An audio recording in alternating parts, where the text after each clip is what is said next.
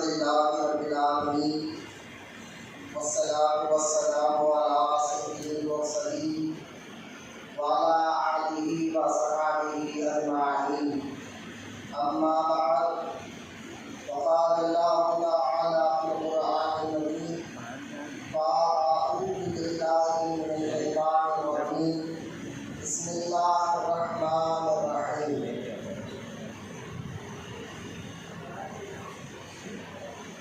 يخادعون الله والذين آمنوا وما يخدعون إلا أنفسهم وما يشعرون. آمنت بالله صدق الله العلي العظيم. وقال الله تعالى في شأن حبيبه الكريم: إن الله وملائكته يصلون على النبي يا أيها الذين آمنوا صلوا عليه وسلموا تسليما. اللهم صل على سيدنا مولانا محمد وعلى آل سيدنا مولانا محمد ماضي الوجود والكرم وعلى آله وبارك وسلم. صلاة وسلاما عليك يا رسول الله صلى الله تعالى عليه وآله وصحبه وسلم. أما بعد،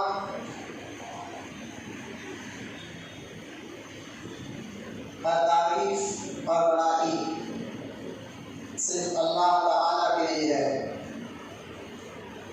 جو سارے جہان کا مالک ہے، مختار ہے، اور جو سارے جہان کا پالنہار ہے. میں اس بات کی گواہی دیتا ہوں کہ اللہ تعالیٰ کے سوا کوئی عبادت کے لائق نہیں، وہ ایک ہے، اس کا کوئی ساتھی اور شریک نہیں. اور میں اس بات کی بھی گواہی دیتا ہوں کہ آپ کے ہمارے پیارے آقا مولا حضور نور رحمت عالم نور مجسم حضرت سیدنا محمد مصطفیٰ احمد مشتبہ صلی اللہ تعالی علیہ وآلہ وصحبہ وسلم اللہ تعالیٰ کے آخری رسول اور اس کی برگزیدہ بندے ہے. اللہ تعالیٰ حضور اکرم نور مجسم رحمت عالم صلی اللہ تعالی علیہ وآلہ وصحبہ وسلم پر، اہل بیت، صحابہ کرام، تابعین اور تبع تابعین، اولیاء امت پر قیامت تک بکثرت رحمتیں اور برکتیں نازل فرماتا رہے. آمین. سب مل کر محبت کے ساتھ ایک بار درود پڑھ لیجیے. اللہم صلی علی سیدنا مولانا محمد وعلى آل سیدنا مولانا محمد وبارک وسلم. ماضی الوجود والکرم وعلی آلہ وبارک وسلم. صلاۃ و سلام علیک یا رسول اللہ صلی اللہ تعالی علیہ وسلم. معزز سامعین اکرام، نوجوان ساتھیوں، السلام علیکم ورحمۃ اللہ وبرکاتہ. وعلیکم السلام ورحمۃ اللہ وبرکاتہ. معزز سامعین، اس شوال کا تیسرا جمعہ ہے اور لاک ڈاؤن کا پہلا جمعہ ہے. حالات کے اعتبار سے ابھی بھی بہت احتیاط کرنا بہت ہی زیادہ ضروری ہے. انشاءاللہ جو ہم یہ احتیاط کر رہے ہیں اس پر بھی میں آج کل بات بتاؤں گا کہ بعض لوگ کے ذہنوں میں ایک سوال اٹھ سکتا ہے یا آ سکتا ہے کہ کیا احتیاط کرنا ضروری ہے، اللہ پہ یقین نہیں، کہ اللہ پہ بھروسہ نہیں ہے کیا. اس طرح کی باتیں کر کر وہ یہ سمجھانا بتانا چاہتے ہیں احتیاط کی ضرورت نہیں، اللہ پر چھوڑو. تو ایسا بھی نہیں ہے. اسلام جو ہے ہمارا ہر چیز میں رہنمائی کرتا ہے. اسلام ہمارا ہر چیز کی جو ہے آپ کو تعلیم دیتا ہے، بتاتا ہے کہ کب کیسے آپ کو رہنا ہے. انشاءاللہ آج اس پر بھی میں کچھ باتیں آپ کے سامنے عرض کروں گا. لیکن آج کی سب سے پہلے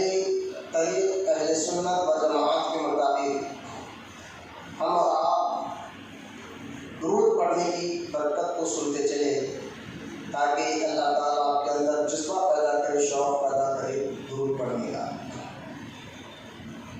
حدیث مبارکہ میں ہے اللہ کے رسول علیہ السلام نے ارشاد فرمایا کہ جو ایک مرتبہ درود پڑھتا ہے اللہ تعالیٰ اس پر 10 رحمتیں نازل فرماتا ہے، سبحان اللہ۔ اور جو 10 مرتبہ درود پڑھتا ہے اللہ تعالیٰ اس پر 100 رحمتیں نازل فرماتا ہے، اور جو 100 مرتبہ درود پڑھتا ہے اللہ تعالیٰ اس کو جہنم سے اور نفاق سے آزاد لکھ دیتا ہے۔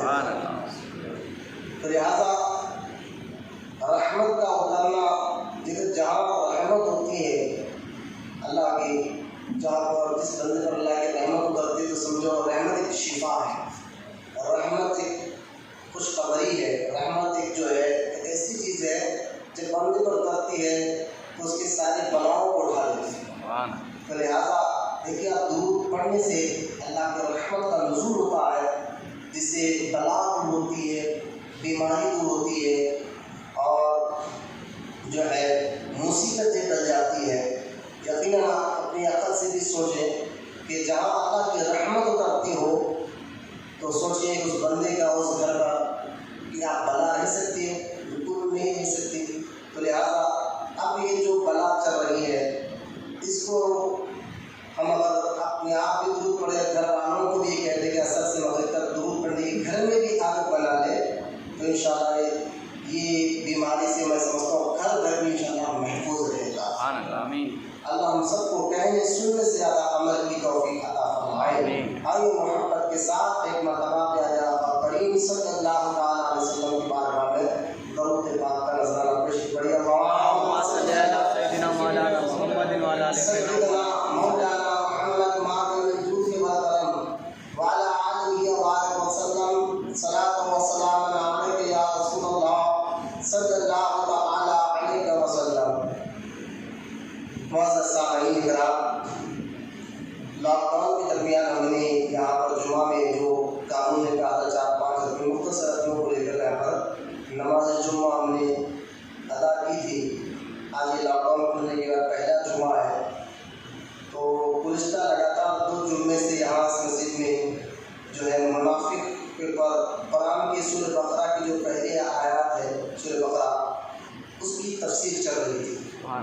سورہ بقرہ کی آیات کی تفسیر جس میں اللہ نے مومن کی تعریف کی اور مشرک اور کافر کی مذمت کی، اور اس سے خطرناک طبقہ منافقین ان کی مذمت میں کی، اور لگاتار یہ تیسرا جمعہ ہے اسی قرآن سورہ بقرہ کی تفسیر ہم سمجھ رہے ہیں۔ اور ایک بات یاد رکھیں کیونکہ کچھ لوگ نئے ہیں، ہر جمعہ یہاں پر نیا بھی آتا ہے، اس لیے پھر سے میں پہلی باتوں کو چند دہرانا چاہتا ہوں، کیونکہ آج کا جو ٹاپک ہے اپنا موضوع ہے وہ منافق ہے، اور منافق کتنا خطرناک فرقہ ہے کہ وہ زمین پر، اور یہ قیامت تک یہ فرقہ رہے گا، بلکہ یوں سمجھیے کہ اسلام کی ریڑھ کے ٹکڑے سے کیل مار کر رکھا ہے، اور یہ پوری طاقت لگاتا ہے منافقین اسلام کو دبانے کے لیے اور اسلام کے احکامات کو بدنام کرنے کے لیے۔ تو دکھنے میں منافق مسلمان ہی نظر آتے ہیں، ایسا بھی نہیں ہے کہ وہ کوئی الگ ایک لوگ ہوں گے، نہیں، بالکل وہ منافق نماز بھی پڑھتے ہیں، روزہ بھی رکھتے ہیں، کلمہ بھی پڑھتے ہیں، عبادت بھی کرتے ہیں، یہ سب کچھ کرنے کے باوجود بھی آپ دیکھیں ایک آدمی نماز پڑھ رہا ہے یا قرآن پڑھے تو آپ یہی سمجھیں کہ مسلمان ہے۔ منافق بھی نماز پڑھتے تھے، قرآن پڑھتے تھے، عبادت کرتے تھے، لیکن اللہ قرآن میں سورہ بقرہ میں بھی آیت پڑھوں گا جس میں اللہ کو فرمایا محبوب میں گواہی دیتا ہوں کہ مسلمان نہیں ہے۔ اس سورہ بقرہ کی تفسیر کی آیت تو میں بتاؤں گا پڑھ کر۔ وہ سورہ منافقین اتنا خطرناک فرقہ ہے کہ دیکھیے آپ سورہ بقرہ جب آپ پہلا پارہ شروع کرتے ہیں الف لام میم پڑھنے کے بعد ذالک الکتاب لا ریب فیہ، یعنی یہ وہ کتاب کسی کو شک نہیں۔ اس کے بعد اللہ تعالیٰ نے مومن کی تعریف کی لگاتار 3 آیتوں میں کہ مومن کون ہوتا ہے؟ وہ بغیر دیکھے ایمان لانے والا، اللہ کو دیکھا نہیں لیکن ایمان لایا، جنت کو دیکھا نہیں لیکن مانتا ہے، دوزخ کو دیکھا نہیں لیکن مانتا ہے، اور فرشتوں کو دیکھا نہیں لیکن مانتا ہے۔ تو مومن کی تعریف اللہ تعالیٰ نے 3 آیات میں کی کہ مومن کون ہوتا ہے، اس کے اندر کیا کیا خوبیاں ہوتی ہیں۔ پھر اللہ تعالیٰ نے مشرک اور کافر کے بارے میں لگاتار 4 آیتوں میں ذکر کیا۔ اسی سورۃ بقرہ میں 4 آیتیں لگاتار اللہ پاک نے مشرک کون ہوتا ہے اور کافر کون ہوتا ہے یہ بیان کیا۔ پھر اللہ تعالیٰ نے اب دیکھیں آپ مومن کی تعریف کی تو 3 آیتوں میں، تھوڑا ایک ایک بات کو میں رک کر اس لیے کہہ رہا ہوں کہ آپ کو آسانی سے بات سمجھ میں آئے۔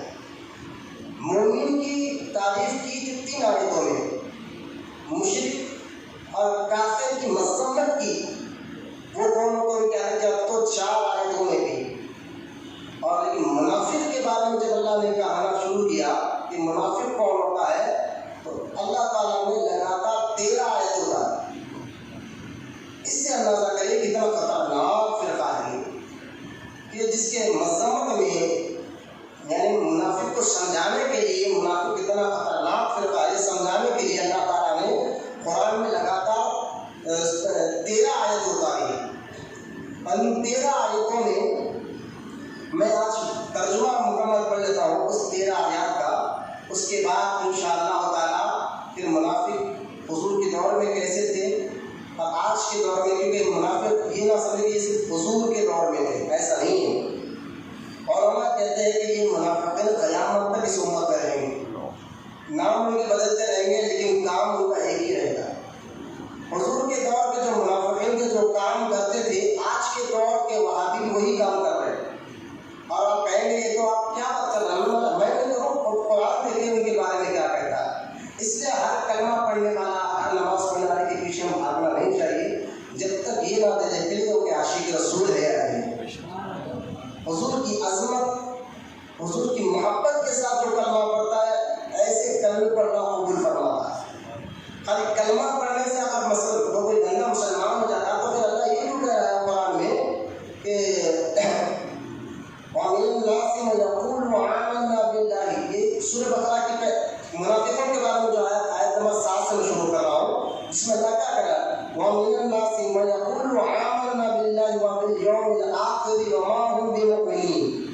جس کا ترجمہ یہ ہے اور کچھ لوگ کہتے ہیں، اللہ کہتا ہے لوگ اے محبوب کچھ لوگ کہتے ہیں کہ ہم ایمان لائے اللہ پر اور آخرت پر۔ دیکھیے ان کا ایمان لانا کیسا ہے، وہ کہتے تھے منافقین ہم مانتے کہ اللہ ہے اور ہم یہ بھی مانتے کہ قیامت ہوگی، حساب و کتاب ہوگا، لیکن اللہ کیا فرما رہا ہے وَمَا هُم بِمُؤْمِنِينَ، لیکن میرے محبوب میں کہتا ہوں کہ مسلمان نہیں ہے۔ کیوں نہیں ہے تو اللہ آگے فرماتا ہے یُخَادِعُونَ اللَّهَ وَالَّذِينَ آمَنُوا، وہ دھوکہ دینا چاہتے ہیں اللہ کو اور ایمان والوں کو۔ وَمَا يَخْدَعُونَ إِلَّا أَنفُسَهُمْ وَمَا يَشْعُرُونَ، اور حقیقت میں دھوکہ اپنے خود اپنی جان کو دے رہے ہیں، ان کو اس بات کا ان کو شعور نہیں ہے۔ پھر آگے اللہ پاک ان کے بارے میں منافقین کے بارے میں آیتیں چل رہی ہے، آگے ارشاد فرماتا ہے کیوں شعور نہیں ہے فی قلوبہم مرض فزادہم اللہ مرضا، اللہ فرماتا ہے محبوب ان کے دلوں میں بیماری ہے، فزادہم اللہ مرضا، اور ان کی بیماری کو اللہ اور بڑھانا چاہتا ہے۔ اس پر ذرا غور کریں آپ، وہ بیماری کیا تھی؟ کیا کوئی بخار تھا؟ کیا کوئی کینسر جیسی کوئی بیماری؟ نہ اللہ فرماتا محبوب منافق کلمہ پڑھ رہے ہیں، اللہ کو ایک مان رہے ہیں، لیکن اللہ کہتا ہے یہ مومن نہیں ہے۔ کیوں نہیں ہے؟ اللہ فرماتا ہے یہ مومن کو اور اللہ کو دھوکہ دینا چاہتے ہیں، حالانکہ دھوکہ اللہ کو نہیں رسول کو دے رہے ہیں۔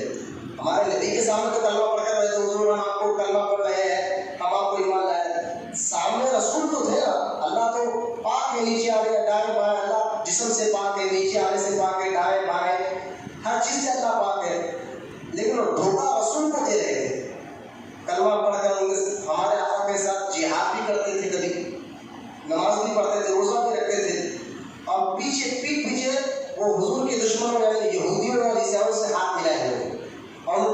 کہ ہم آپ کے ساتھ ہیں. ہم تو اس سے مذاق کر رہے ہیں, دل لگی کر رہے ہیں, ان کے ساتھ رہ کر ہم ان کا جو ہے ان کی کمر توڑنا چاہتے ہیں. تو منافقوں کی عادت تھی, ان کے ساتھ رہ کر ان کے اندر آپس میں لڑانا چاہتے ہیں.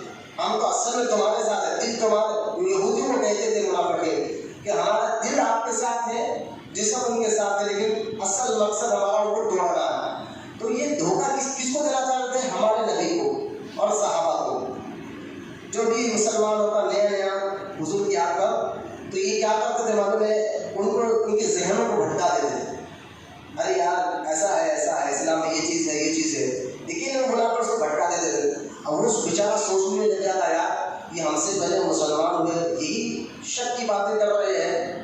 تو لہٰذا اس طرح وہ دھوکہ دیتے تھے لوگوں کو, اسلام سے کھینچنے کا ان کا مقصد تھا. تو اب مجھے ایک بات بتائیے, دھوکہ تو نبی کو دے رہے تھے, لیکن اللہ کا کیا کہہ رہا ہے قرآن میں کہ یخادعون اللہ, یہ اللہ کو دھوکہ دینا چاہتے ہیں. یعنی پتہ کیا چلا, نبی کو دھوکہ دینا اصل میں اللہ کو دھوکہ دینا ہے. یعنی نبی کی نافرمانی اصل میں اللہ کی نافرمانی ہے.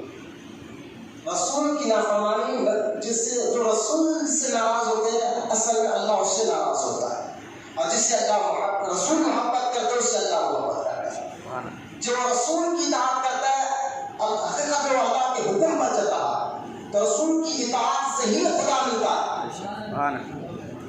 یہ اس بات پر کافی دیر ہماری گزشتہ جمعہ بات ہوئی ہے, انٹرنیٹ پر یوٹیوب پر یہ بیان سارا موجود ہے, لیکن آج میں نیچے اتر کر کے آیت کا اور یہ میں بتانا چاہتا ہوں کہ وہ اللہ تعالیٰ فرما رہا ہے ان کے دلوں میں بیماری ہے, فی قلوبہم مرض, یعنی ان کے دلوں میں بیماری ہے. تو فزادہم اللہ مرضا, اور اللہ تعالیٰ ان کی بیماری کو اور بڑھاتا ہے. اب اس پر سارے علماء کہتے ہیں وہ کس چیز کی بیماری تھی ان کے دل میں, کینسر تھا یا کوئی دنیا میں کوئی بیماری نہیں, وہ حضور سے چڑھتے تھے, یہ بیماری تھی. یعنی حضور کے علم کا مذاق اڑاتے تھے, حضور کو ایک اپنی طرح ایک بشر سمجھتے تھے, حضور کو کہتے تھے وہ تو ان کا کام تھا بس ہمیں بتانا پڑتا تھی, باقی کہ ہم دیکھ لیں گے.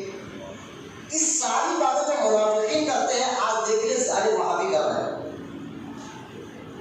پوری باتیں آج کے وہابی بدعقیداؤں میں آپ کو مل جائیں گی باتیں کہ منافق حضور کے کر رہے, منافق مذاق اڑاتے تھے ہمارے نبی کی علم غیب کا, اور آج بھی وہابی مذاق اڑاتے ہیں غیب کا. آج لوگ کہتے ہیں کسی کو برا مت بولو. میں نے کہا یار وہ لوگ چلا کر اپنی مسجدوں میں اور جو ہے ویڈیو میں آ کر ہمارے نبی کی شان میں گندی باتیں کرتے ہیں, علم غیب کا مذاق اڑاتے ہیں. وہ ہمارے نبی کو مردہ کہتے ہیں معاذ اللہ, وہ ہمارے نبی کو بڑے بھائی کی طرح کہتے ہیں, وہ ہمارے نبی کو معاذ اللہ پوسٹ مین کی طرح کہتے ہیں, وہ ہمارے نبی کو معاذ اللہ ایک کار ڈرائیور کی طرح کہتے ہیں. اس طرح کی گندی باتیں کرتے ہو تب کوئی کچھ نہیں بولے. اگر کوئی سنی عالم کہہ رہا ہے تو بولے آپ تو لڑانے کی بات نہ کریں. تو ایسے پلپلے لوگوں سے بھی ہمیں اللہ اپنے ایمان کی حفاظت ہمیں توفیق عطا فرمائے بچنے کی, کہ ایسے پلپلے لوگ جو جن کے وجہ سے ہمارا ایمان اور عقیدہ خراب ہو سکتا ہے. تو خیر منافق کی بیماری کیا تھی, وہ حضور کی عظمت سے چڑھتے تھے. حضور سے آتے کہ عبداللہ بن ابی, میں بتاتا بھی کون ہے عبداللہ بن ابی, یہ منافقوں کا سردار تھا. ساری منافقت اس سے پیدا ہوئی ہے, اس کا قرآن میں تفسیر میں ذکر آیا ہے. عبداللہ بن ابی یہ کون تھا, کیسا تھا, میں بھی بتاؤں گا. جب آخری میں یہ اس کو احساس ہو گیا تو یہ صحابہ کو جا کر کہتا تھا, حضرت ابوبکر کو, حضرت عمر کو کہتا تھا کہ یار مجھ سے بہت غلطی ہوئی, میں مسلمانوں کو دھوکہ بہت دیا ہوں, کیا اللہ معاف کرے گا. یعنی کبھی اس کا دل ایسا ہوتا تھا نا تو وہ مجبور ہو کر کہتا تھا, کیونکہ اس کی ساری یعنی ان کی ساری پلاننگ کے باوجود بھی اسلام آگے بڑھتا تھا, کیونکہ یہ اسلام قیامت تک رہنے والا ہے, اور یہ دین قیامت تک رہنے والا ہے, کوئی اس کو جو ہے مٹا نہیں سکتا.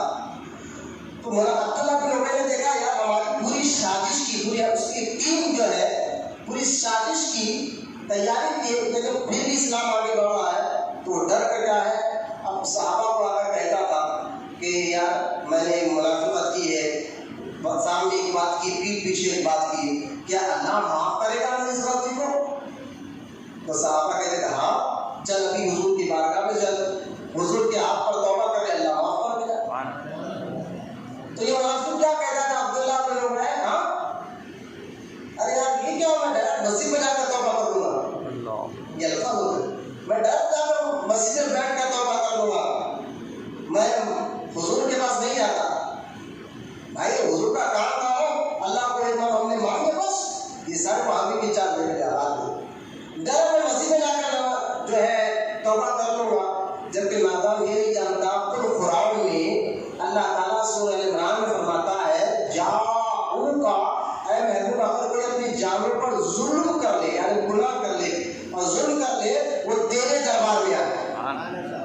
جو قرآن کی آیت بتا رہا ہوں، کسی مولوی کا فتویٰ نہیں بتا رہا ہوں میں آپ کو. جاؤں کا وہ تیرے دربار میں آئے اور تیری بارگاہ میں آ کر توبہ کرے تو واللہ غفور رحیم، پھر اللہ کو بہت زیادہ معاف کرنے والا اور رحم کرنے والا پائے گا. اللہ خود کہہ رہا ہے محبوب کے پاس جا کر توبہ کرو. لیکن یہ کیا کہتا تھا؟ دیکھیے آپ یہاں تم لوگ نبی کی اتنی تعریف کرو. عبداللہ بن ابی کہتا تھا، آج وہی جملہ وہابی کہتے ہیں. عبداللہ بن ابی کہتا تھا یار تم لوگ ایسی بات کرتے ہو کہ میں محمد کو خدا مان لوں. معاذ اللہ. جب صحابہ کہتے تھے بھائی دیکھو تیری غلطی کا احساس ہے نا، تو توبہ کرنا چاہتا تھا، چل نبی کے ہاتھ میں توبہ کر لے. انہوں نے کہا وہ تو میں مسجد میں جا کے کر لوں گا. تم لوگ تو اس کی اتنی تعریف کرتے ہو، اتنی تعریف کرتے ہو، تو کیا میں ان کو خدا ہی مان لوں؟ اس طرح کے الفاظ عبداللہ بن ابی کہتا تھا. تو ان کے دلوں میں جو مرض تھا وہ حضور کی عظمت سے چڑھتے تھے. بیماری بھی یہ تھی، حضور سے وہ محبت نہیں کرتے تھے. تو آج کچھ ایسے بیمار بہت مل گیا، خاص طور پر حیدرآباد میں تو ان کی تعداد بڑھتے جا رہی ہے. جب بھی میلاد کا مہینہ ہے تو ان کی بیماری بڑھ جاتی ہے، 11ویں کا مہینہ ہے تو ان کی بیماری بڑھ جاتی ہے، رجب کی روز کا مہینہ ہے تو ان کی بیماری بڑھ جاتی ہے، فاتحہ درود کا مسئلہ سنے تو ان کی بیماری بڑھ جاتی ہے، نبی کی سلام کی بات کریں تو ان کی بیماری بڑھ جاتی ہے. تو آپ پریشان مت ہو، اللہ ان کی بیماری کو بڑھانا ہی چاہتا ہے.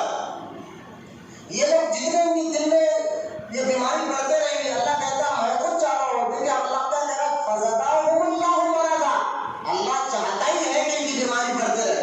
اور محبوب تیرا مقام کیا ہے؟ تو اللہ فرماتا ہے وَلَلْآخِرَةُ خَيْرٌ لَكَ مِنَ الْأُولَىٰ، جس کا معنی ہے محبوب یہ لوگ تجھ کو دیکھ کر ان کی بیماری بڑھ رہی ہے نا، اور میں چاہتا ہوں کہ بیماری اور بڑھے. کیوں؟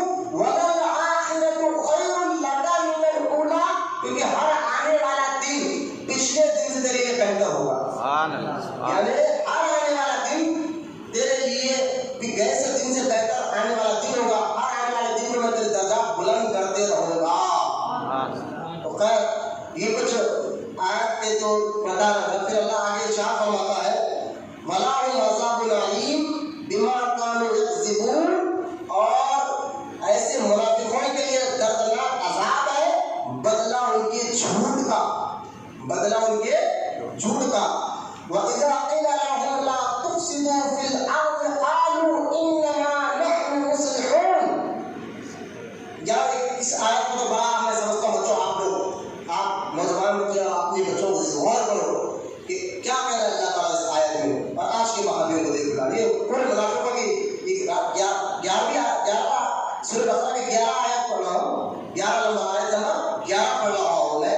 آپ دیکھیں اللہ کیا کہہ رہا ہے وَإِذَا قِيلَ لَهُمْ، اور جب ان سے کہا جاتا، یعنی منافقوں سے کہتے تھے مسلمان کیا کہتے تھے وَإِذَا قِيلَ لَهُمْ لَا تُفْسِدُوا فِي الْأَرْضِ، زمین میں تم لوگ فساد مت کرو.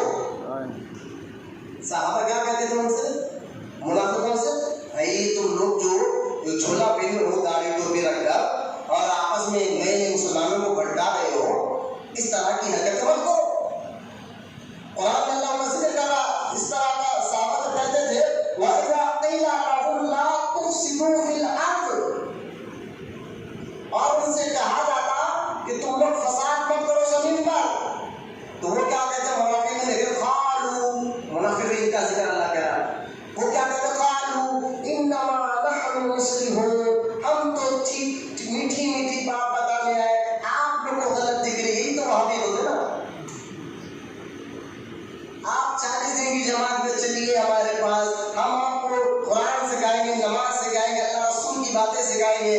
اب جو چلا جاتا بیچارہ واپس آتا تو شرک اور بدعت سیکھتا سب سے پہلے کہ یہ شرک ہے، یہ بدعت ہے، یہ حرام ہے، یہ ناجائز ہے. میں نے کہا یار تم تو اللہ رسول کی باتیں اچھی اچھی باتیں سکھا رہے تھے، کسی وہابی کو آپ نے کہا ارے ہم تو لڑائی کی بات نہیں کر رہے، ہم تو سیدھی سیدھی بات بتانے آئے تھے. میں نے کہا یہی جملہ منافقوں کا بھی تھا، یعنی کہ وہ شہد میں زہر دیا کرتے تھے. یوں سمجھیے آپ، شہد میں زہر دیا کرتے تھے.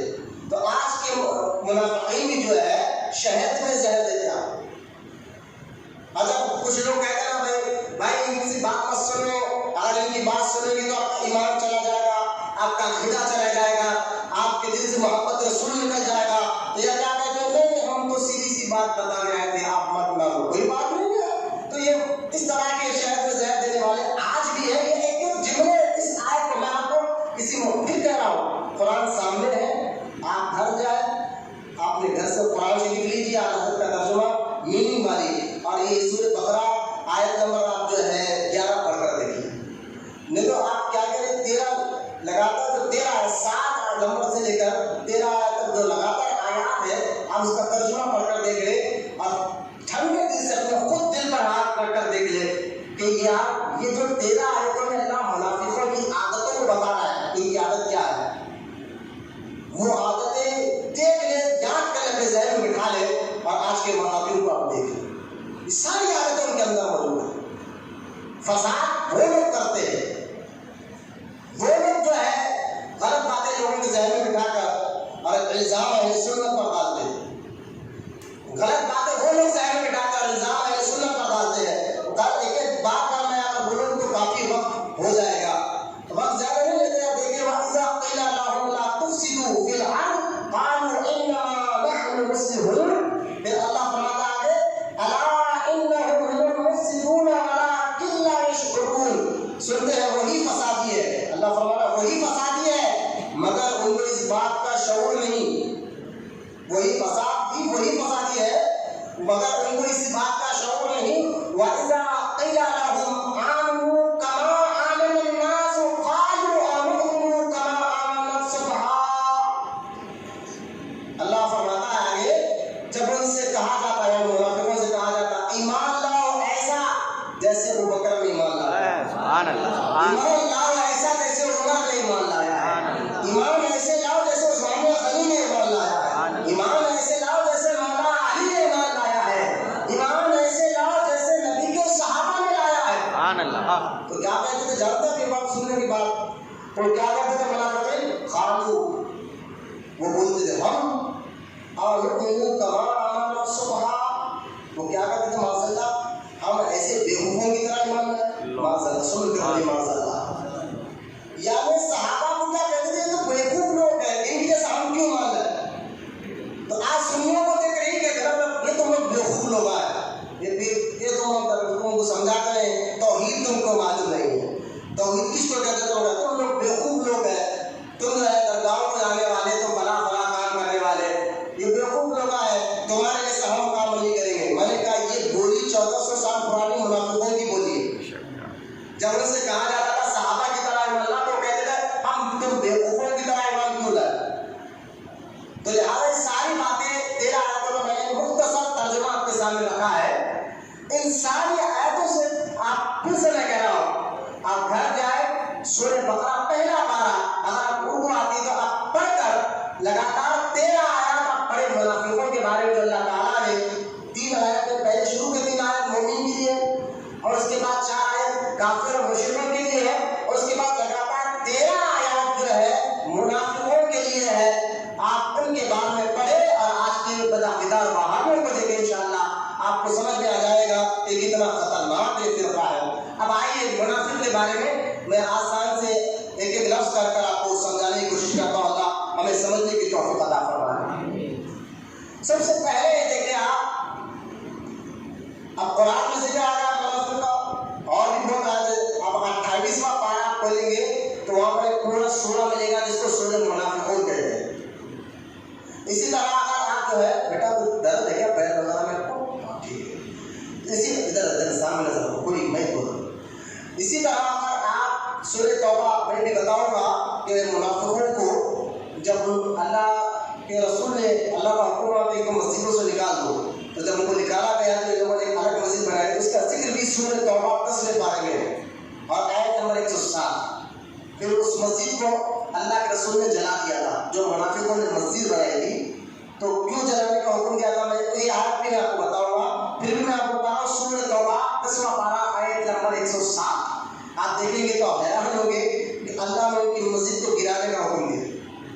تو منافقین کے بارے میں بتانے سے پہلے میں چند جو باتیں ضروری میں سمجھتا ہوں بتانے کے لیے ذرا غور کریں اور اپنی سستی کاہلی کو دور کرتے ہوئے اطمینان کے ساتھ بیٹھے.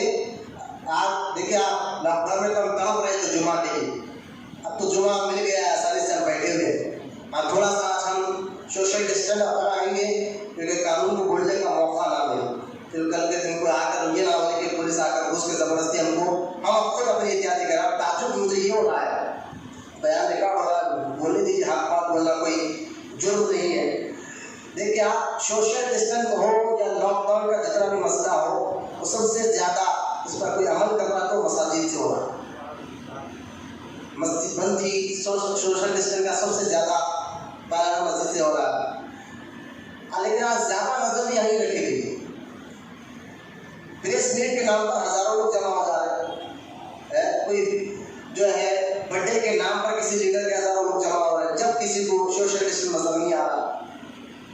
शराब की दुकानों पर हज़ारों लोग जमा हो जाते हैं, जब किसी को सोशल डिस्टेंस याद नहीं आ रहा। लेकिन अगर मस्जिद में नहीं आ तो वो जो है आकर नजर रखा जा रहा है, बोल के जा रहा है, ताकीद की जा रही है मस्जिद वालों को। जानते हैं जुमा से पहले सारे मस्जिदों में ताकीद हुई है कि बड़े बूढ़ों को लगवाने दो, बच्चों को मत आने दो, वजू खाने लॉक कर दिया जाए, टॉयलेट लॉक कर दिया जाए।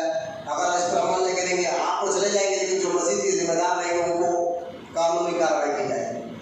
तो हमने कहा भाई आपकी बोलने की जरूरत नहीं, हम क्योंकि इस्लाम हमारे पहले जाए अपनी जान बचाना भी फर्ज है। इस्लाम में अपने खुद की जान बचाना भी फर्ज है। तो जान बूझ कर अपनी जान को ये सारी मसले हम खुद एहतियात कर लेंगे। तो लिहाजा ये जुमा लॉकडाउन के बाद खुला है तो जरा इत्मीनान के साथ बैठे, मस्जिद में दिल लगा कर बैठे, क्योंकि जो मस्जिद में दिल लगा कर बैठता वही मोमिन होता है। मोमिन का दिल हमेशा मस्जिद में लगता रहता है। जैसा आपने कील को देखा, कील को ठोक मार कर रख देते, जैसा दीवार में कीला मारते हो, इस तरह मोमिन का दिल हमेशा मस्जिद में लटका होता है। अगर वो काम गया फिर एक नमाज के बाद दूसरी नमाज का इंतजार होता है उसके पीछे में, यानी उसको मस्जिद खींचती है तो समझ जाओ इसके दिल में ईमान है और आशिक रसूल है अल्हम्दुलिल्लाह। तो ये सारी बातें ज़हन में रखते हुए इत्मीनान के साथ बैठे आप कि आप जो तबके का जिक्र हो रहा है हमारे हैदराबाद दक्कन में, ये लोग बहुत ज़्यादा जरासीम की तरह जैसे ये कोरोना वायरस फैल रहा हो, इसमें तो अगर कोई मर भी जाए अल्लाह ना करे, तो खैर जो मरा है ना उनको शहादत का सवाब अता फरमाए, और जो लोग इस बीमारी में मुब्तला है ना जल्द से जल्द उनको हुजूर के सबका में शहादत अता फरमाए।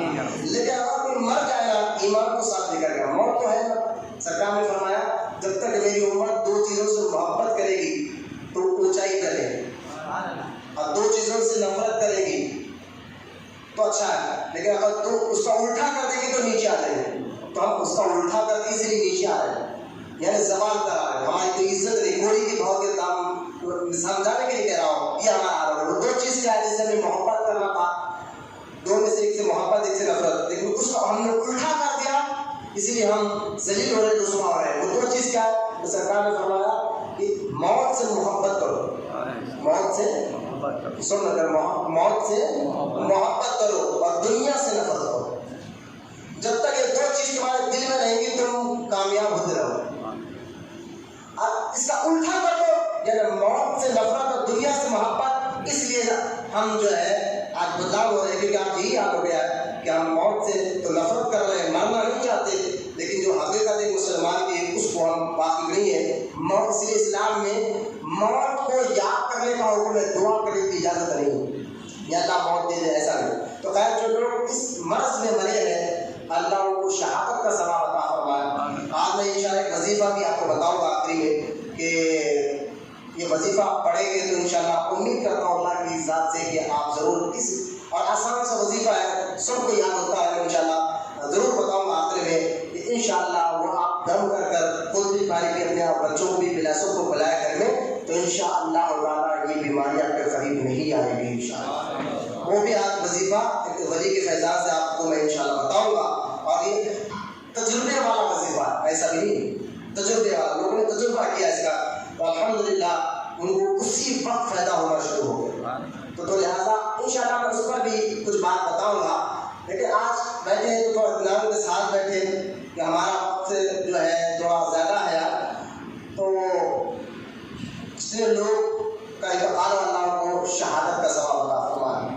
तो ये वायरस से ज़्यादा खतरनाक वायरस हमारे हैदराबाद में फैल रहा है, वो वहाबियत का वायरस है और तबलीगों का वायरस है, वो जो है बदअक़ीदाओं का वायरस है, जो आपके दिलों से मोहब्बत रसूल को निकाला जा रहा है, इश्क़ रसूल को निकाला जा रहा है।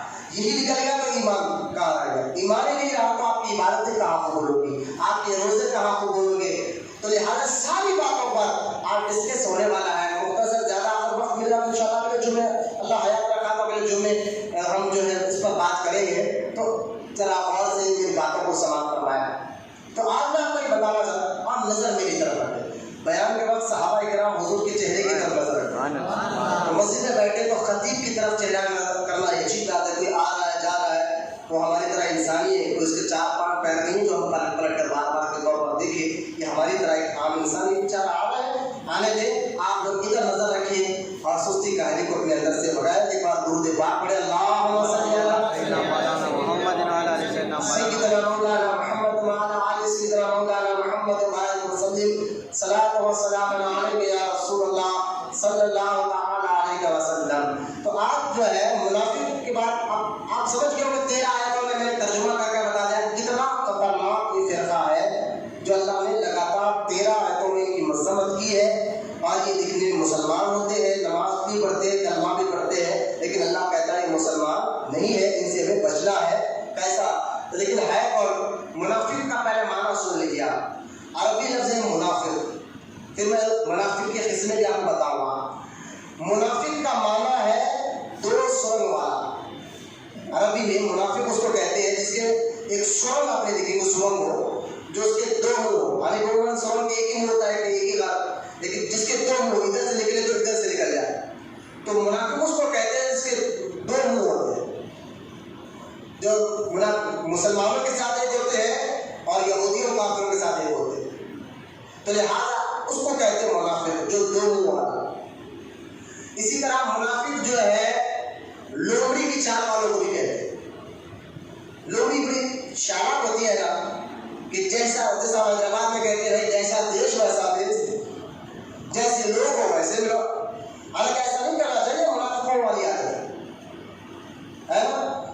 تو منافق کے اسی کو کہتے ہیں جو مومن کے ساتھ رہے تو کہتے ہیں بھائی میں تو آپ کا بھائی ہوں، آپ کا بھلا چاہتا ہوں، اور پیچھے جو ہے اسلام دشمنوں سے ہاتھ بھی ملا ہے اور کہے کہ میں آپ کے ساتھ ہوں، اس کو کہتے ہیں منافق۔ اب آئے منافق کس کو کہتے ہیں آپ سمجھ گئے۔ اب 2 اور آگے سے منافق کی 2 قسمیں ہیں، کتنے قسمیں ہیں؟ 2 قسمیں۔ جس طرح شرک کے 2 قسمیں ہیں، اسی طرح منافق کے بھی 2 قسمیں ہیں۔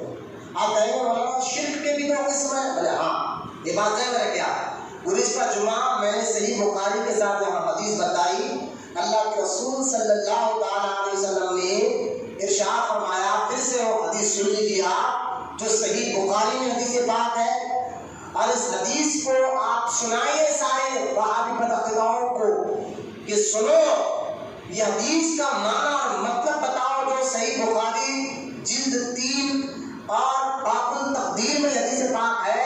اللہ کے رسول صلی اللہ تعالیٰ علیہ وسلم نے ارشاد فرمایا، مجھے اس بات کا خوف نہیں ہے کہ میرے بعد میری امت شرک کرے گی، مجھے اس بات کا خوف ہی نہیں ہے کہ میرے بعد میری امت شرک کرے گی، یعنی سرکار فرما رہے ہیں کہ مجھے اس بات کا ڈر نہیں ہے، کیونکہ پہلے کے انبیاء جانے کے بعد ان کی قوم بھڑک جاتی اور شرک کر لیتی، لیکن سرکار فرما نہ، مجھے اس بات کا خوف ہے کیونکہ میری امت میرے جانے کے بعد بھی شرک نہیں کرے گی۔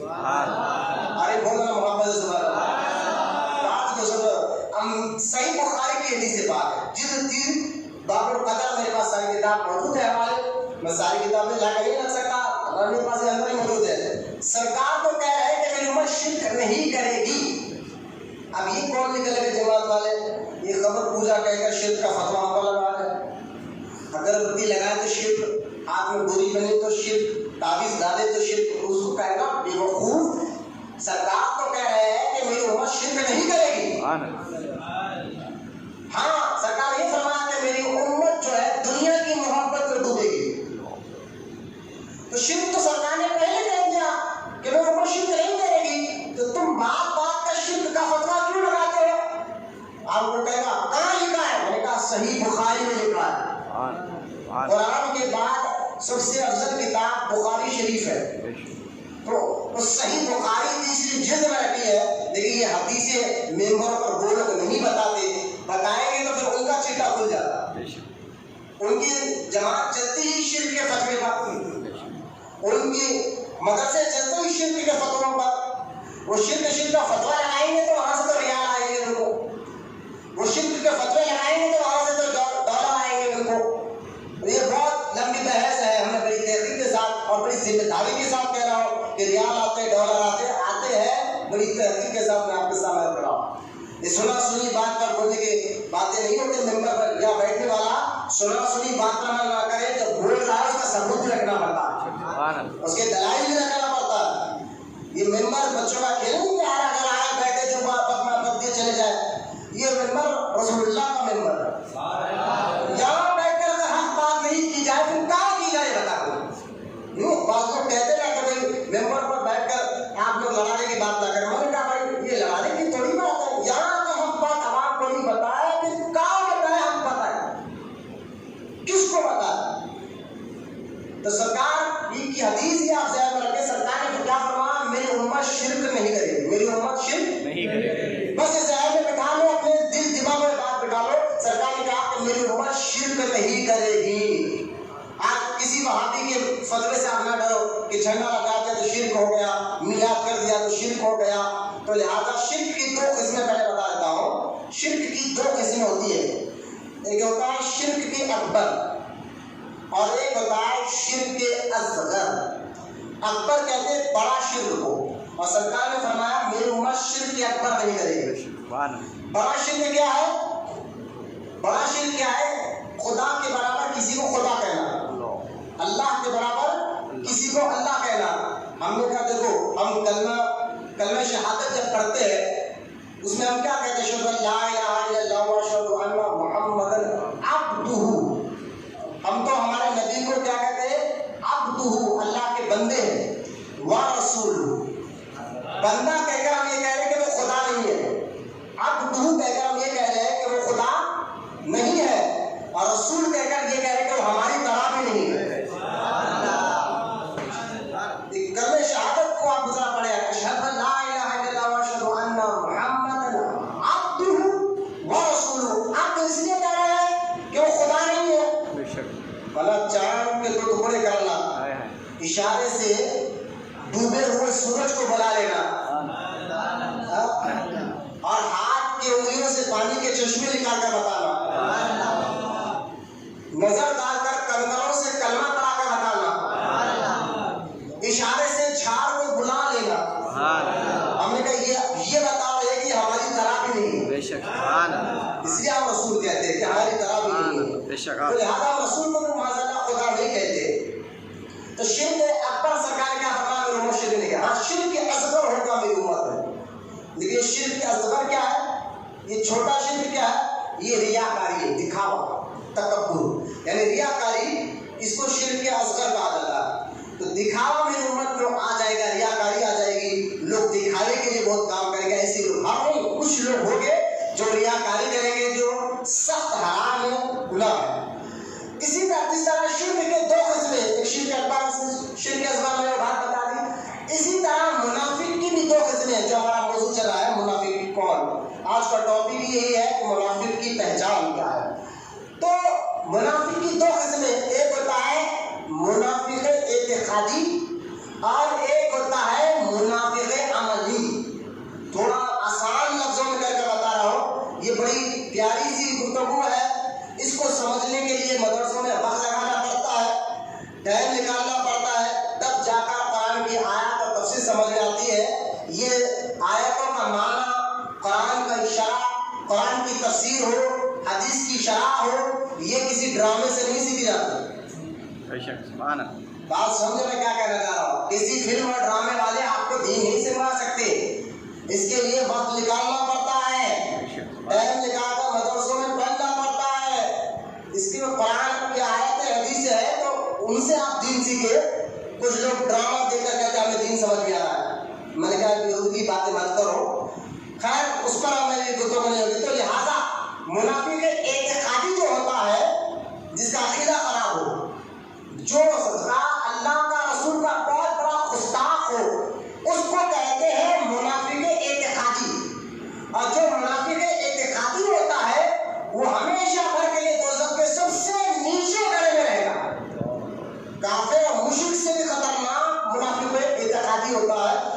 प्रोनाउंसिएशन से नीचे गले में रहेगा। एक बात। और एक होता है मुनाफिक अमली। मुनाफिक अमली कौन होता है? ये होता तो मुसलमान है लेकिन उसके अंदर कुछ मुनाफिकों जैसी आदत आ जाती है। तो हमें क्या, अगर वो आदत क्या है हम बताओ, हदीस बता देता हूँ। अल्लाह ना करे अगर हमारे अंदर वो आदत आई है तो उसको निकालने की कोशिश करें, क्योंकि सरकार ने उसके लिए भी सख्त ताकीद की है और उसके लिए दर्दनाक अज़ाब है। अगर वो तौबा कर ले तो अल्लाह माफ कर देता है। लेकिन जो एतिकाद, जिसका मुनाफिक एतिकादी, तो जो आज जो कुरान में जो 13 आयत मैंने पढ़ी है, इसमें अल्लाह ताला ने मुनाफिक एतिकादी का जिक्र किया। मुनाफिक अमली क्यों है? कुछ हमारे अंदर भी आ जाती है वो अमली, यानी मुनाफिक तो नहीं, मुनाफिकों जैसी आदत हमारे अंदर। जैसा कि सरकार ने फरमाया 4 आदतें ऐसी है जो कट्टर मुनाफिक के अंदर होती है। अगर तुम्हारे अंदर भी आदत आ गई तो तौबा करो और निकालो। बोले हुजूर 4 आदतें क्या है? सरकार ने फरमाया बोले तो झूठ बोले, बात करके झूठ बोलना है मुनाफिकों जैसी आदत। और अमानत में खयानत करे, अमानत में खयानत करे और गाली गलौज करते रहे। ये सारी मुनाफिकों जैसी आदतें आपके अंदर आ जाए और धोखा देते रहे, लोगों को धोखा देते रहे। तो अगर ये आदतें इंशाअल्लाह, हालांकि आदत आना अलग बात है, मैं इस पर भी मेरा खुदबरी है। आज जो मैं आपको बताना चाह रहा हूँ वो है मुनाफिक एतिकादी कौन है। ये हुजूर के दौर में भी थे, आज भी है, क़यामत तक रहेंगे। जब दज्जाल आएगा तो ये मुनाफिकीन दज्जाल के साथ रहेंगे और जहन्नम में जाएंगे। लेकिन सुनो, आज हमारे हैदराबाद दक्कन में ये मुनाफिक एतिकादी यानी जो बदअकीदा गंदा जो है, हमारे नबी की शान में गंदी बातें बोलने वालों का ये इत्तेबाद बढ़ रही है। माहौल कुछ भी हो, हालात कुछ भी हो, मैं माहौल को नहीं देखूंगा, हालात को नहीं देखूंगा, मैं देखता हूँ आखिरत को, अल्लाह और उसके रसूल को और ईमान को। यही चीज तो क़यामत में भी काम आने वाली है और क़ब्र में भी काम आने वाली है। कोई माहौल की बात ना करे, कोई लीडर साहब भी मेरे सामने बात ना करे। लीडर साहब नाराज हो जाएंगे अगर गलत बोला तो। एक मौलाना गए थे, बयान में लिखा, बोला भाई एक लीडर साहब जलसा करा तो बोले भाई किसी को बुरा मत बोलिए मौलाना, ये किसी को बुरा ना बोले। अच्छा ठीक है, क्यों भाई? बोले नहीं मैं लीडर हूँ, सबको लेकर चलना होगा, आप जो ऐसे किसी को बुरा मत बोले। तो मौलाना ने कहा अच्छा कौन सी पार्टी के लीडर? मतलब पूरे फला पार्टी के लीडर है। अच्छा तो आप फला पार्टी के लीडर है, जब आपका इलेक्शन का टाइम आता है तो आप भी तो पार्टियों को बुरा कहते ना दूसरे? बोले हाँ बोलते हैं। इलेक्शन के टाइम में तो आप बोलते हैं वो पार्टी ऐसी है, ये पार्टी ऐसी है, हमारी पार्टी से आप हमें हो दो। बोलते हैं नहीं बोलते? बोले हाँ बोलते हैं। किस लिए बोलते हैं? बोले कुर्सी के लिए बोलते हैं। और मौलाना शर्म करो, तुम कुर्सी के लिए पार्टियों को बोलते हो, हम ऐतर कुर्सी के लिए ईमान वालों का ईमान बचा। अगर आप औलमा को जिम्मेदारी है भाई बोलने की, वो नहीं बोलेंगे तो बोलेगा कौन? हादिस को इजाज़त है, औलमा को बताया जाएगा। भाई डॉक्टर ही तो आपको बताएगा ना कि इस दवा में शिफा इसमें से है। इसी तरह आलिम ही तो बताएगा ना कि किसमें कौन मुनाफिक होता है, कौन गद्दार होता है और कौन आशिक रसूल होता है। तो लिहाजा मुनाफिकीन की पहचान पर जो बात चल रही है, इस पर एक एक बात का जरा गौर करते जाए। वक्त करीब हमारा आ रहा है। ये पैदा कहाँ से हुए? देखिए मुनाफिक कौन होता है मैंने ये बता दिया, मुनाफिकी की किस्में कौन होती है मैंने ये भी बता दिया। अब हमारी बात चल रही है आगे बढ़कर वो ये कि अब हमें ये देखना है कि इनकी पैदाइश कहाँ से हुई। हमारे प्यारे आका करीम सल्लल्लाहु अलैहि वसल्लम ऐलाने नबूवत के बाद नबूवत के बाद 13 साल मक्के में रहे। वरना इसको जरा एक बात गौर करें आप कि हमारे नबी अगर देखा जाए 53 ईयर जो है मक्का में रहे, 10 साल मदीने में रहे, लेकिन 40 साल तक सरकार खामोश रहे। कितने साल तक? 40 साल तक पैदाइशी तौर पर हमारे नबी है। ये भी अकीदा अहले सुन्नत का आप लोग ज़हन में बिठाए कि हमारे नबी ऐसा नहीं है कि 40 साल की उम्र तक हुजूर को पता ही नहीं था कि वो नबी है, 40 साल के बाद हुजूर को मालूम हुआ। तो ऐसा कहने वाला काफिर हो जाएगा, क्योंकि हमारे नबी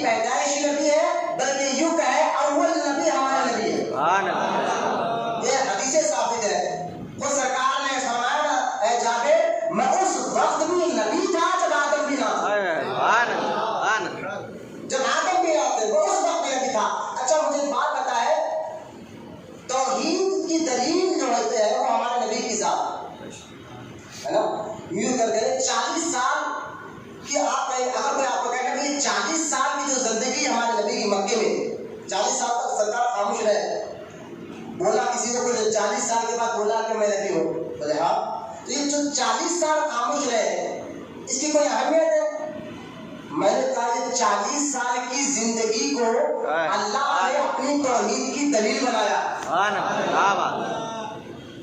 توحید کی دلیل اگر اللہ بنانا چاہا تو حضور کے 40 سال کی زندگی کو بنایا۔ اگر 40 سال کی زندگی معاذ اللہ ویسٹ رہتی، بیکار رہتی معاذ اللہ، تو یہ وہابی کہتے ہیں، تو اللہ اپنی توحید کی دلیل حضور کے 40 سال کی زندگی کو کیوں بناتا؟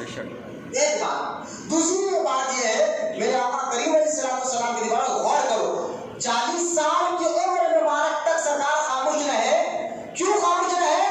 کہ سرکار 40 سال کی عمر تک پہلے اپنی ذات کو منواتے رہے۔ آپ تاریخ پڑھ کر دیکھیں، ہر کوئی حضور کو صادق الامین کہتا تھا، سچا کہتا تھا، امین کہتا تھا۔ کوئی بھی بڑا سے بڑا ماحول اتنا خطرناک تھا، خراب تھا، لیکن بڑا سے بڑا کفار مکے کا مشرکین کہتا تھا حضور کو دیکھ کر یہ صادق الامین ہے، سچا ہے۔ سارے مکہ میں سب سے زیادہ امین، سب سے زیادہ شریف اور سب سے زیادہ اگر پاک کوئی مردوں میں ہے تو محمد رسول اللہ۔ یہ اعلان نبوت سے پہلے لوگ کہا کرتے تھے، اعلان نبوت سے پہلے لوگ کہا کرتے تھے۔ جب 40 سال کی عمر میں سرکار نے اعلان نبوت کر دیا تو لوگوں نے آ کر کہا اس کا دلیل کیا کہ اللہ بھائی لا الہ الا اللہ یہ تو دعویٰ ہے، دعویٰ ہے نا۔ اور کورٹ میں، عدالت میں جو ہے، کچہری میں اگر کوئی کسی چیز کا دعویٰ کرتا ہے تو اس کے لیے آپ کو کیا دینا پڑتا ہے؟ ثبوت، دلیل دینا پڑتا ہے۔ دلیل جتنی مضبوط ہوگی دعویٰ اتنا مضبوط ہوگا، دلیل جتنی کمزور ہے دعویٰ اتنا کمزور ہے۔ تو کورٹ میں جتنی مضبوط دلیل پیش کی جائے گی تو لہذا دعویٰ اتنا مضبوط ہوتا ہے۔ تو لا الہ الا اللہ جو ہے یہ دعویٰ ہے۔ دعویٰ کیا؟ اللہ ہے اور ایک ہے، یہ دعویٰ کا اللہ کا۔ ہم نے کہا مولا اس دعوے کا ثبوت کیا؟ کہا محمد رسول اللہ، یہ میرا محبوب ہے نا۔ اب مجھے بات پتا ہے، سرکار نے جب اعلان نبوت کیا، جب اللہ کا حکم ہو گیا پیارے آپ جائیے اور اعلان نبوت کر دیجیے، 40 سال کی عمر میں سرکار پہاڑ پر چڑھ کر لوگوں کو بلایا اور کہا کہ لوگوں کیا میرے بچپن سے لے کر 40 سال کی زندگی تم نے دیکھی ہے، اب دیکھیے سرکار اپنی زندگی کو پہلے دلیل کے طور پر بیان کر رہے ہیں، کیونکہ اللہ لوگوں نے کہا جاؤ آپ اعلان کریے۔ تو سرکار نے کیا کہا؟ تم نے میری 40 سال کی زندگی کو دیکھا ہے، بچپن سے لے کر 40 سال کی عمر تک، کیا میں نے کبھی جھوٹ بولا ہے؟ لوگوں نے کہا نہیں۔ کوئی غلط کام کہا نہیں، سب تعریف کرنے لگے۔ تو لوگ آپ نے کہا کیا میں جو بولوں گا مانو گے؟ بولے ہاں، کیونکہ ہم نے آپ کو کبھی جھوٹ بولتے بھی نہیں دیکھا ہے، اس 40 سال کی زندگی میں ہم نے کبھی آپ کو جھوٹ بولتے بھی نہیں دیکھا ہے۔ تو تب اللہ کے رسول علیہ السلام نے فرمایا یا ایھا الناس قولوا لا الہ الا اللہ۔ تو لوگوں جس طرح میری ہر بات پر یقین کرتے ہو، اس بات کو بھی مان لو کہ اللہ کے سوا کوئی عبادت کے لائق نہیں ہے، اللہ ہے۔ میں یہاں کہہ کر علماء اہل سنت بڑی پیاری بات کہتے ہیں، دیکھو اگر سرکار جا کر پہاڑ پر یہ کہتے اللہ ایک ہے، لوگ کہتے اس کا ثبوت کیا ہے؟ تو اللہ کہتا محبوب کہہ دو کہ سورج بنانے والا اللہ ہے، چاند بنانے والا اللہ ہے، تارے بنانے والا اللہ ہے، یہ آسمان بنانے والا اللہ ہے، یہ پہاڑے بنانے والا اللہ ہے، یہ جھاڑ بنانے والا اللہ ہے، یہ سمندر پیدا کرنے والا اللہ ہے۔ نہ، یہ سارے ثبوت کے طور پر نہ جھاڑ، نہ سورج، نہ چاند، نہ تارے، نہ پہاڑ، نہ کچھ نہیں۔ جب پوچھا گیا اللہ ہے اس کی دلیل کیا ہے تو سرکار فرماتے ہیں میری زندگی سب سے بڑی دلیل ہے۔ حضور کی زندگی کو اللہ نے اپنی توحید کی دلیل بنایا۔ سمجھو آسان کر کے میں بات کر رہا ہوں، جھاڑوں کو نہیں بنایا، چاند و سورج کو نہیں بنایا، پہاڑوں کو نہیں بنایا، آسمانوں کو نہیں بنایا، سمندر کو نہیں بنایا، اپنے ایک ہونے کی دلیل بنایا تو مصطفیٰ کی عمر کو بنایا۔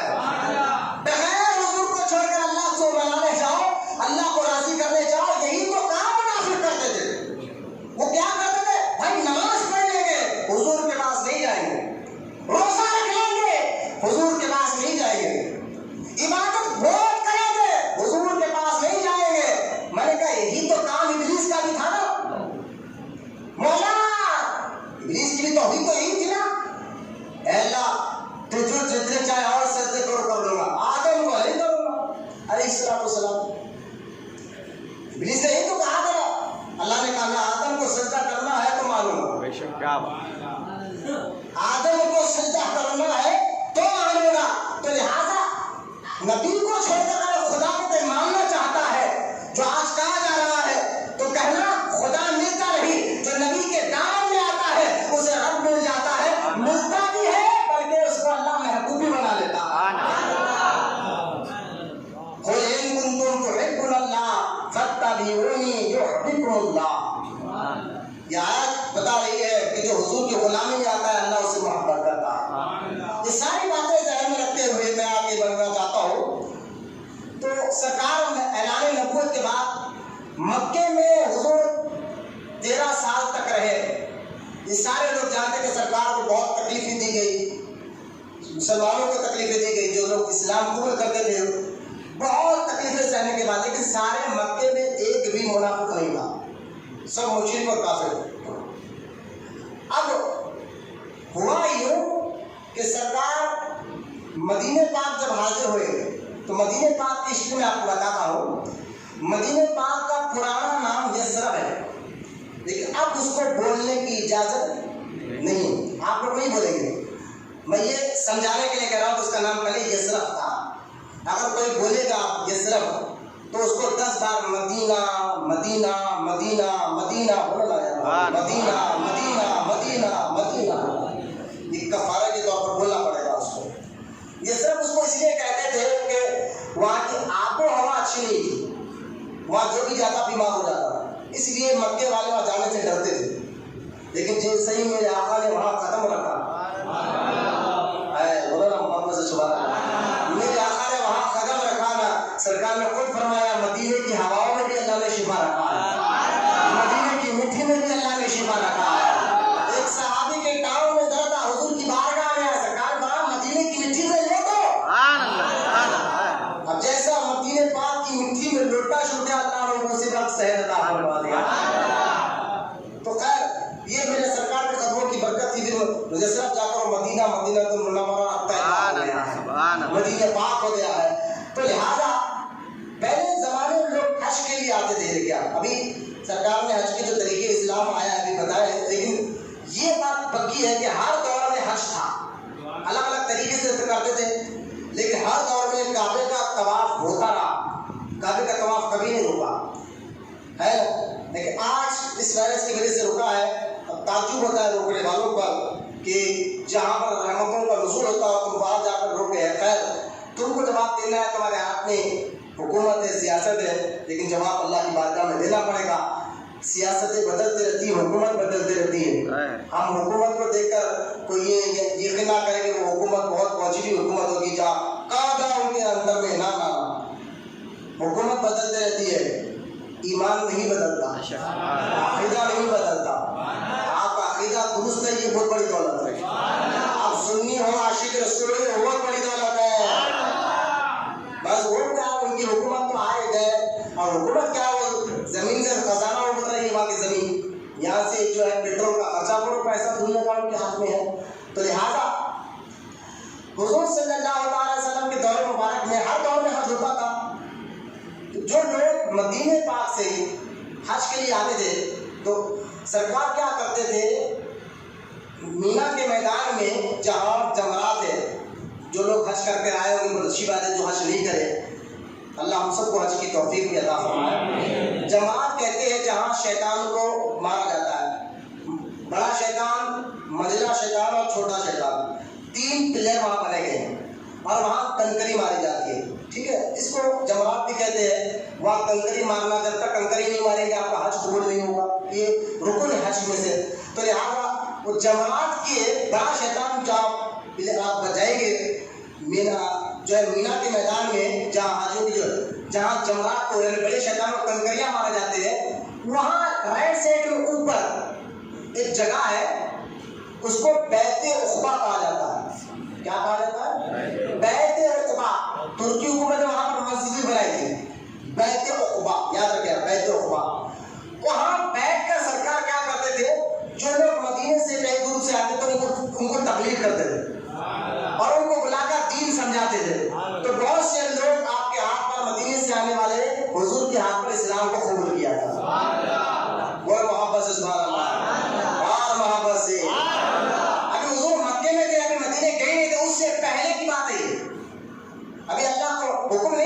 ہجرت کرے مکہ چھوڑے.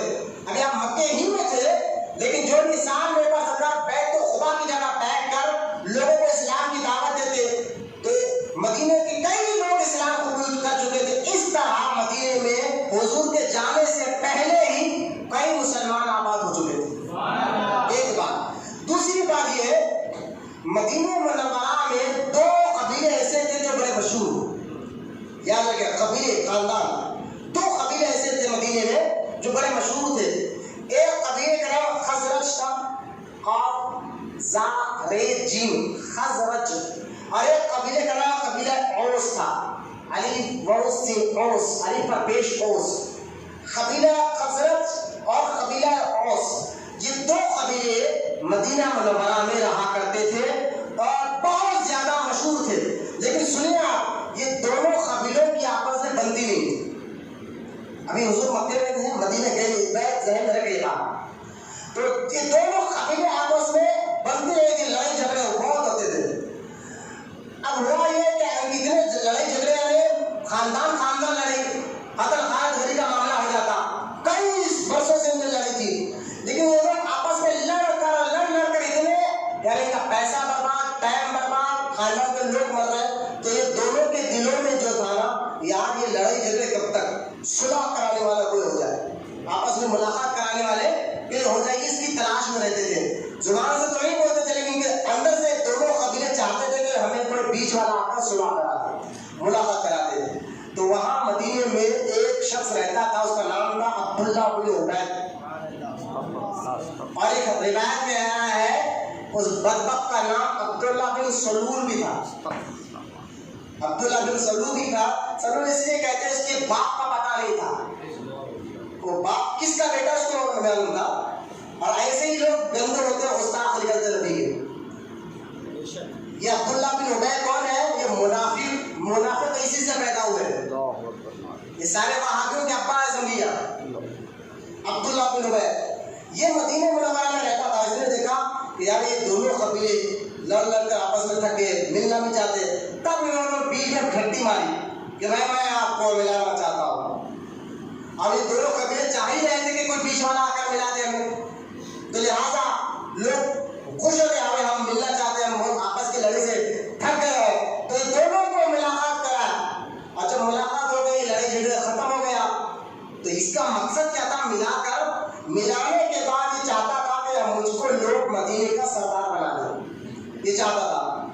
اب یہ ملا دیا, ملانے کے بعد جو ہے لوگ اپنے گھروں کو چلے گئے, 1 دن 2 دن 4 دن. یہ بڑا پریشان ہوا اور اس نے اپنے چیلوں کو چھوڑا. چیلوں کو چھوڑ کر کہا کہ جا کر تم مدینے میں پھیلا دو یہ بات. یہ کیا بات ہے جو تمہیں ملایا ہے, تم ایک سردار بھی تمہارا ہونا چاہیے. اب یہ جا کر لوگوں نے بیٹھ کر کہنے لگا یار تمہارا بھی ایک سردار ہونا چاہیے مدینے کا. بولے ہاں یہ تو بات صحیح ہے. تو کس کو سردار بنایا؟ تو دونوں لوگ بولے دیکھو بھائی اگر کسی یہ قبیلے سے بنا تو یہ قبیلے والے ناراض, یہ قبیلے کو بنا تو یہ قبیلے والے ناراض. تو لہٰذا ایک کام کرو کہ تم میں سے جو ہے جو سمجھدار ہے ان کو آپ کس کو بنانا چاہ رہے ہیں؟ تو سب نے کہا یار جو ہمیں آپس میں ملاقات کرا وہ عبداللہ بن عبید, اس کو ہم اپنا سردار بنا لیں. میں آپ کو منافقت کی پیدائش بتا رہا ہوں, انشاءاللہ وقت کے ختم ہونے سے پہلے میں آپ کو مختصر چند اہم باتیں بتا کر زیادہ غور کرتے جائیے. بہت اطمینان کے ساتھ آپ کو ایک بات جملہ کہہ کر بتا رہا ہوں. تو عبداللہ بن عبید کے ساتھیوں نے جب بات چھیڑ دی, لوگوں نے کہا ٹھیک ہے ہم عبداللہ بن عبید کو منا دیں گے. اور اس کے لیے انہوں نے کیا کیا, دونوں قبیلے والوں نے سونا چاندی ملا کر ایک سر کا تاج تیار کیا تاکہ اب اس تاج تیار کر کہا بھائی فلاں تاریخ کو ہم اس کو مدینے کا سردار بنائیں. ادھر اس کو مدینے کا سردار بنانے کی تیاری چل رہی تھی, ادھر اللہ کا حکم ہوا ہمارے نبی کو کہ مکہ چھوڑے اور مدینہ چلے. اب دیکھیں آپ بات کیا ہو, سرکار کو حکم ہو گیا کہ آپ پیارے پیسے چھوڑ دیا مکہ چلے جائے. اور سرکار جب مکہ چھوڑ کر بہت پیارے واقعات یہاں پر ہے مدینہ منورہ جا رہے تھے, تو سرکار کیونکہ مشرکین جو ہے نا, مشرکین مکہ حضور کو قتل کرنے کی پوری پلاننگ کر دی تھے دارالندوا میں. دارالندوا نام تھا اس گھر کا, جو ابو جہل کا گھر تھا, اس کو دارالندوا کہتے. کیا کہتے؟ پھر سے سنیں, دارالندوا. یہ گھر میں بیٹھ کر یہ لوگ پلاننگ کر رہے تھے حضور کو مارنے کی. کہ کیا کریں، کس طرح کو روکا جائے. تو آپ دیکھیں جو جگہ دارالندوا ہو جس میں بیٹھ کر ہمارے نبی کے خلاف پلاننگ کی جائے. آج ایک دارالندوا نامی ایک بہت بڑا مدرسہ بنا یو پی میں، اور وہابیوں کا نام بھی انہوں نے رکھا ندوا. دیکھیے آپ ان کی گستاخی دیکھیں. یہ مکے میں جو دارالندوا تھا اس میں ہمارے نبی کو مارنے کی پلاننگ کر رہے تھے. آج ایک وہابیوں نے، اور یہاں تک کہ جو یو پی میں مدرسہ بنایا گیا ہے دارالندوا اس کا بھی نام ہے، اور اس کی اوپننگ جو ہے نا اندرا گاندھی سے کرا. سمجھے آپ؟ تو ایسے ندوی مدیوں سے آپ کو ہوشیار رہنا ہے. میں اس لیے کھول کر بتا رہا ہوں آپ کو کہ وہاں کی ہر جگہ ہے آپ کو. تو خیر انہوں نے پلاننگ کی، پلاننگ کر رہے تھے تو اچانک دیکھیں گھر میں بیٹھ کر ابو جہل بیٹھا ہوا ہے، عتبہ بیٹھا ہوا ہے، شیبہ بیٹھا ہوا ہے، عبید بن قلب بیٹھا ہوا ہے، بڑے بڑے مکے کے مشرک اور کافر بیٹھ کر پلاننگ کر رہے ہیں کہ کس طرح محمد رسول اللہ کو روکا جائے، کیا کیا جائے. آج فائنل فیصلہ ہم کریں گے. بیٹھ کر وہ کمرے کے اندر بات کر رہے ہیں. اچانک دروازے پہ آواز آئی کھٹ کر. دروازہ کھولا. دروازہ کھولے تو ایک بوڑھا آدمی تھا. بوڑھے آدمی کو لوگ دیکھ کر عزت دیتے رہا، ارے بوڑھا آدمی ہے تجربے کیا رہتا. ابو جہل بولا کون ہے یار، مکے کے بھی نہیں ہے، کہاں کے رہنے والے ہیں. وہ بولا کہ میں نجد کا رہنے والا ہوں، نجدی. نجد جو ہے عرب میں ایک علاقے کا نام ہے نجد. اس کو اب موجودہ دور میں ریاض کہتے ہیں. ریاض اب جو موجودہ دور میں، اس کا پرانا نام نجد تھا. ریاض جو اب مکے کی کیپٹل سٹی ہے اس وقت جو، تو لہٰذا وہاں سے اچھا جانتے ہو بوڑھا آدمی کون تھا. یہ حدیث بتا رہا ہوں میں آپ کو. سیرت کی تاریخ ساری کتابوں میں یہ واقعہ ملے گا. سیرت ابن شام لے لیجیے، شاہ الحق محدث دہلوی رحمۃ اللہ علیہ کی کتاب مدارج النبوہ آپ لے لیجیے. سیرت النبی کی ساری کتاب پڑھی. جو واقعہ میں بتانے جا رہا ہوں سارا واقعہ ملے گا. وہ جو بوڑھا آدمی گھر پر آیا تھا نا کھٹکا مار کر کہ میں بھی تمہارے مشورے میں آنا چاہتا ہوں، تمہیں مشورہ دینا چاہتا ہوں، اور میں نجد سے آیا ہوں. جانتے ہو کون تھا وہ؟ انسان نہیں، ابلیس تھا، وہ شیطان تھا. اور وہ نجد کا کیوں کہا؟ کیونکہ ابلیس جانتا تھا کہ نجد ایک ایسا شہر ہے وہاں سے آگے چل کر حضور کے گستاخ پیدا ہوں گے. اور آج سے 150 سال پہلے وہابیوں کا سردار عبد الوہاب نجدی نجد میں ہی پیدا ہوا، جو بدعقیدہ نکلا ہے، اور اسی کی بنیاد پر ہم اس کو وہابیوں کو وہابی کہتے ہیں. خیر بڑی تاریخ میں آپ کو بتانے سے پہلے اب اس نے کہا، ابو جہل نے دیکھا بوڑھا آدمی ہے، مشورہ بھی دیے گا تجربے کار میں. اندر بولا دروازہ بند کرے کیا کیا جائے. ایک کافر اٹھ کر بولا، مشورہ چل رہا کہ حضور کے ساتھ کیا کیا جائے. ایک کافر اٹھ کر بولا کہ ہم کیا کریں گے، ان کو ایک گھر کے اندر بند کر دیں گے، اور چاروں طرف سے سوراخیں دے کر کو بھی بند کر دی ہے. ایک چھوٹا سا سوراخ رکھیں گے، وہاں سے کھانا پانی دیں گے، یا تو اس میں لوگ دم گھٹ کر مر جائے، یا جو ہے تو اپنی بات سے مکر جائے، کچھ بھی معذرت اس طرح کی پلاننگ کریں گے. بتاؤ یہ رائے کیسی ہے؟ تو ابلیس کھڑا ہوا. ابلیس کھڑا بیٹھا بوڑھے کی شکل میں. نا نا نا ایسا مت کرو. اگر تم ایسا کرو گے ایک محمد عربی کو لے جا کر ایک کمرے میں بند کر دو گے، تو لہٰذا ان کے غلام ان تک پہنچ جائیں گے. پوچھا گیا وہ کیسے؟ تو ابلیس کہنے لگا بوڑھے کی شکل میں آیا، تم نہیں جانتے ان کے جسم سے نکلنے والا پسینہ بھی خوشبو مہکتا ہے. ان کے جسم سے نکلنے والا پسینہ بھی خوشبو اتنا مہکاتا ہے، ان کی جسم سے نکلنے والی خوشبو سے ان کے غلام پہچان لیں گے کہ مصطفیٰ کہاں ہے. اعلیٰ حضرت رحمۃ اللہ تعالیٰ علیہ جھوم کر کہتے ہیں کہ یا رسول اللہ ان کی مہک نے دل کے غوشے کھلا دیے ہیں، ان کی مہک نے دل کے غوشے کھلا دیے ہیں، جس راہ چل دیے ہیں کوچے بسا دیے ہیں. اس لیے علماء کہتے ہیں حضور جہاں جلدی سے گزر جاتے ہیں نا وہاں سے صحابہ سمجھ جاتے کہ حضور یہاں سے گزرے. خوشبو پہنچا دیتی تھی حضور پر کہ حضور کا آپ ہے. تو ابلیس نے کہا، خیر ابو جہل نے مشورہ دیا ایک کام کرو، ہم سب قبیلے خاندان والے مل کر ان پر حملہ کریں گے، معاذ اللہ ایک ہی رات میں حضور کو قتل کر دیں گے. ادھر یہ حضور کو قتل کرنے کی پلاننگ کر رہے تھے، اور ادھر مدینہ منورہ میں اس کو عبداللہ بن عبید کو سردار بنانے کی پلاننگ ہو رہی تھی. ادھر حضور کو اللہ کا حکم ہوا کہ پیارے کسی وقت مکہ چھوڑو. اب رات کے وقت حضور کو گھر میں گھیر لیا گیا رات کے وقت، لیکن سرکار باہر نکلے، یاسین پڑھتے ہوئے ان کی طرف مٹھی پھینکی سارے مشرک جو ہے سو گئے، گہری نیند میں آ گئے، حضور سیدھا نکلے ابو بکر کے گھر بیٹھے، رات کا وقت تھا، ابو بکر صدیق کو اٹھایا اور جو ہے سیدھا آپ بٹھائے اور وہاں سے نکل گئے، تشریف لے گئے۔ یہاں بڑی طویل واقعہ ہے، لیکن میں ابو بکر صدیق رضی اللہ تعالیٰ کی بات آ گئی تو ایک بات میں رکا کر بولنا چاہتا ہوں ابو بکر کی زندگی کو۔ یہاں یہ نہ سمجھے کہ ابو بکر صدیق کا سارا گھرانہ حضور پر قربان تھا، اور ادھر آپ نکل گئے۔ ابو جہل کو صبح جب معلوم ہوا کہ حضور اپنے مکان میں نہیں ہے، اور ابو جہل کیا ہے جانتے ہیں، حدیث میں آیا ہے ابو جہل، سرکار نے فرمایا ابو جہل میری امت کا فرعون ہے۔ اتنا بڑا خطرناک خنڈا تھا ابو جہل، یوں سمجھیے آپ اگر آپ کے محلے میں کوئی خطرناک خنڈا ہو اور آپ کے دروازے میں گھر پر آئے تو آپ کو بولیں گے یار اتنا بڑا خطرناک آدمی میرے گھر کو کیوں آیا، یعنی لوگ اس کو دیکھ کر اتنا تھراتے تھے۔ ابو جہل کو معلوم ہوا کہ حضور گھر میں نہیں ہے تو وہ سمجھ گیا ہو نہ ہو یا ابو بکر کے پاس ہے، یعنی دشمن کو یہ معلوم تھا کہ حضور اگر اپنے گھر میں نہیں ہے تو یار ابو بکر کے گھر میں ضرور ہے، اب گئے سیدھا ابو بکر کے گھر پر، اور ابو جہل جس کو دیکھ کر اچھے اچھے لوگ کا یہ سمجھے کہ کانپتے تھے لوگ، مکے کے لوگ، یار یہ ہمارے گھر کیوں اتنا بڑا خندا۔ دروازہ کھٹکھٹایا تو ابو بکر صدیق کی چھوٹی بیٹی حضرت اسما باہر، بیٹی عورت تھوڑا کمزور ہوتی ہے لیکن ابو بکر کی بیٹی تھی۔ ابو جہل کو دیکھ کر ڈرا ہی نہیں، ابو جہل کو دیکھ کر ڈر ہی نہیں، آنکھ میں آنکھ ملا کر کہا کیا ہے،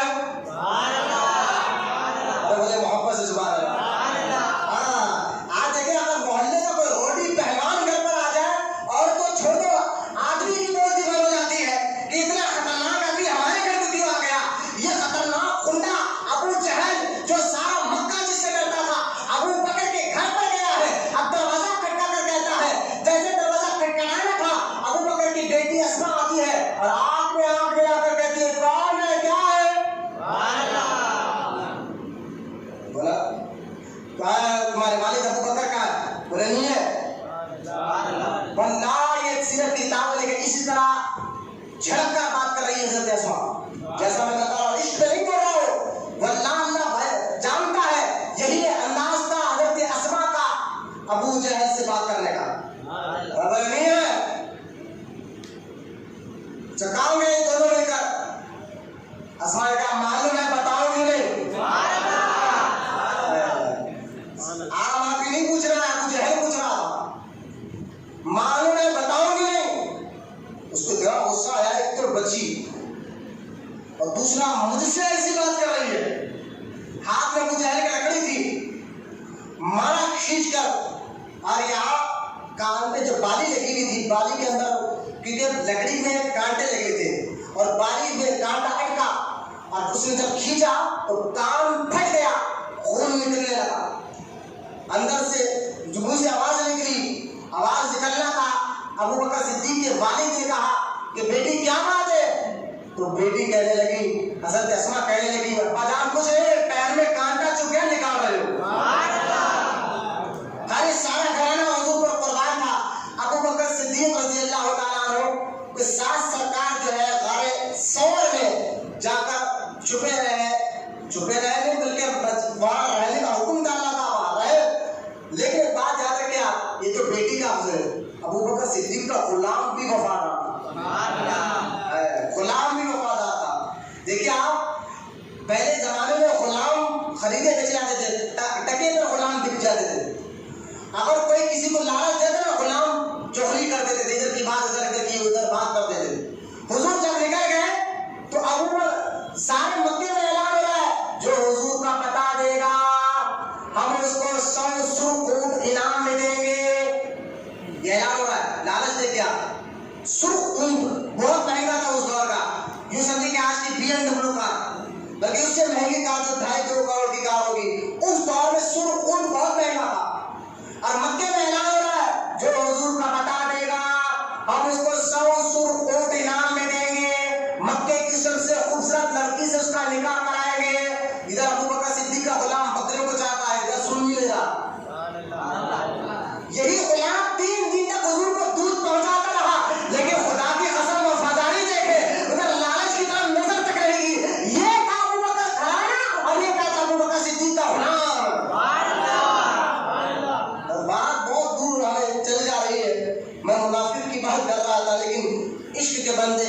چھڑی ہے. تو لہٰذا سرکار مدینہ پاک پہنچے تھے, ادھر تاج اس کو پہنانا تھا. بات یاد ہے نا جو میں نے وہ کی تھی, تاج اس کو پہنانا تھا, ادھر سرکار جو ہے مدینہ پہنچ گئے. جذب القلوب کتاب کا نام ہے, شاہ عبدالحق محدث دہلوی رحمۃ اللہ علیہ کی لکھی تھی.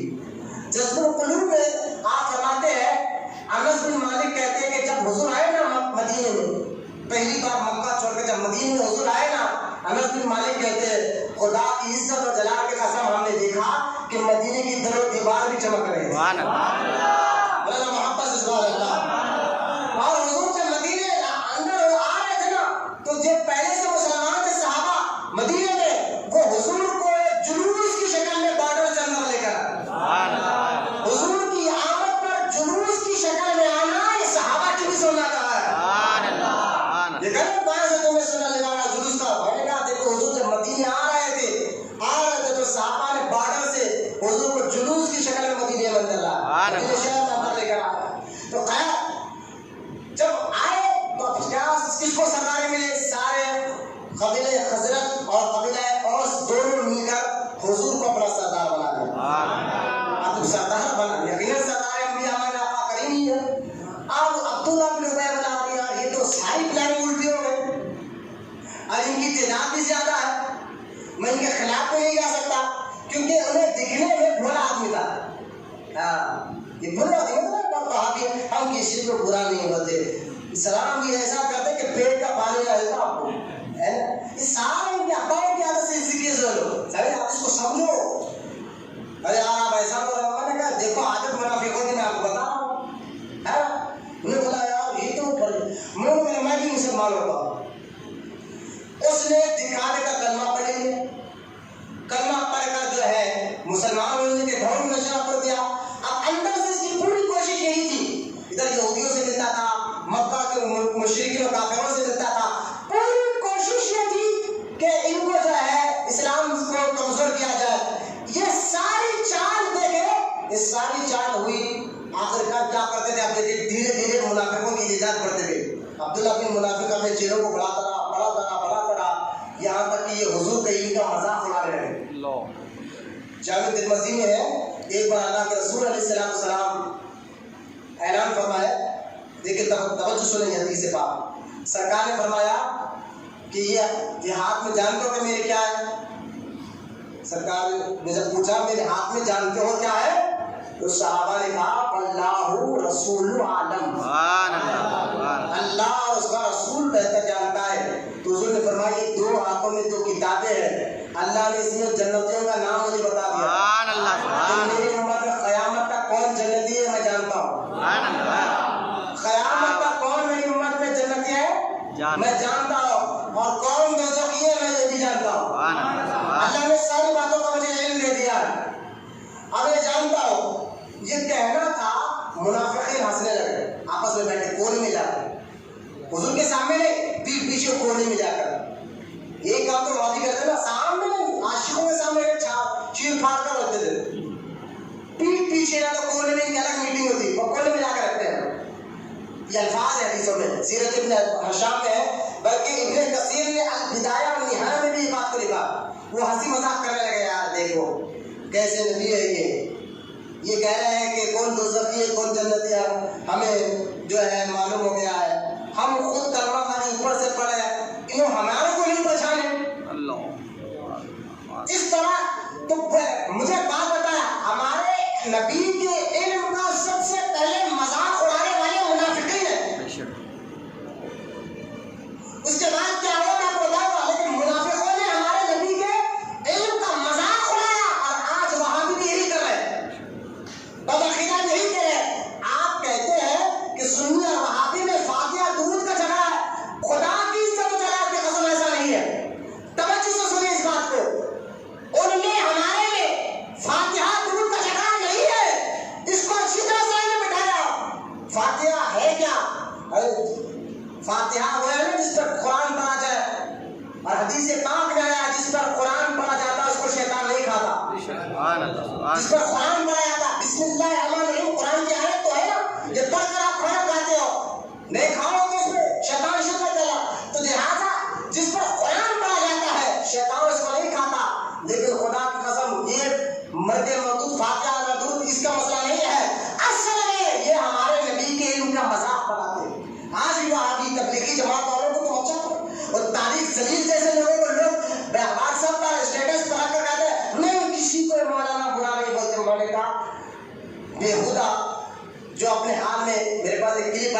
دن پہلے کی، جس میں وہ خود کہہ رہا ہے یہ میرا ایک جال ہے لوگوں کو پھنسانے کا، اسی لیے میں سب کو درگاہ کو بھی جاتا ہوں، سب کو لیکن میٹھی میٹھی بات کرتا ہوں. کہا تو چلی جمیل نہیں ہوتا، ذلیل کہہ رہا ہوں میں، اور ہے بھی رفتار کو اس بات کا ہی. حال میں کلپ آئی تو دن میں نے خود اپنے لوگ کہا میں دیوبندی ہوں. دیوبندی کون ہے جانتے آپ سمجھتے ہیں مولویوں کی لڑائی ہے، یہ مفتیوں کی لڑائی ہے. یہ ان لوگوں نے ہمارے نبی کے بارے میں یہاں تک لکھا کہ دیوار سنے آپ دیوبندی کیا کر رہے ہیں، کتابوں میں لکھتے ہیں اپنے، اور ایسے کو تم مسلمان سمجھو گے تو میں کہوں گا مرنا تو ضرور ہے بھائی. یہ چہرہ خبر میں جا کر حضور کو دکھانا، جب خبر ہے میرے حق آئے گے نا تو دیکھ کر کہے گے یہ میرا غلام تھا، میرا نام لے لے کے آیا ہے. یہ نہیں کہیں گے خدا کی قسم ناش ہوگا اس بات پر کہ ہم ان کا رد کرتے کرتے مرے، ان کے بارے میں بتا بتا کر کرے ہم مانو نہ مانو. یہ تاریخ جہیل کون ہے یہ جو کہہ رہا ہے کہ میں دیوبندی ہوں، میں تو شہر زید رہا لوگوں کو بھٹکانے کے لیے، اس لیے میں کسی کو برا نہیں بولتا ہوں، لیکن جب میرے ربس میں آتے تب ان کو اپنا عقیدہ سکھا دیتا ہوں. کیونکہ ہے کون دیوبندی آپ جانتے ہیں، مولوی مفتی کی لڑائی نہیں ہے.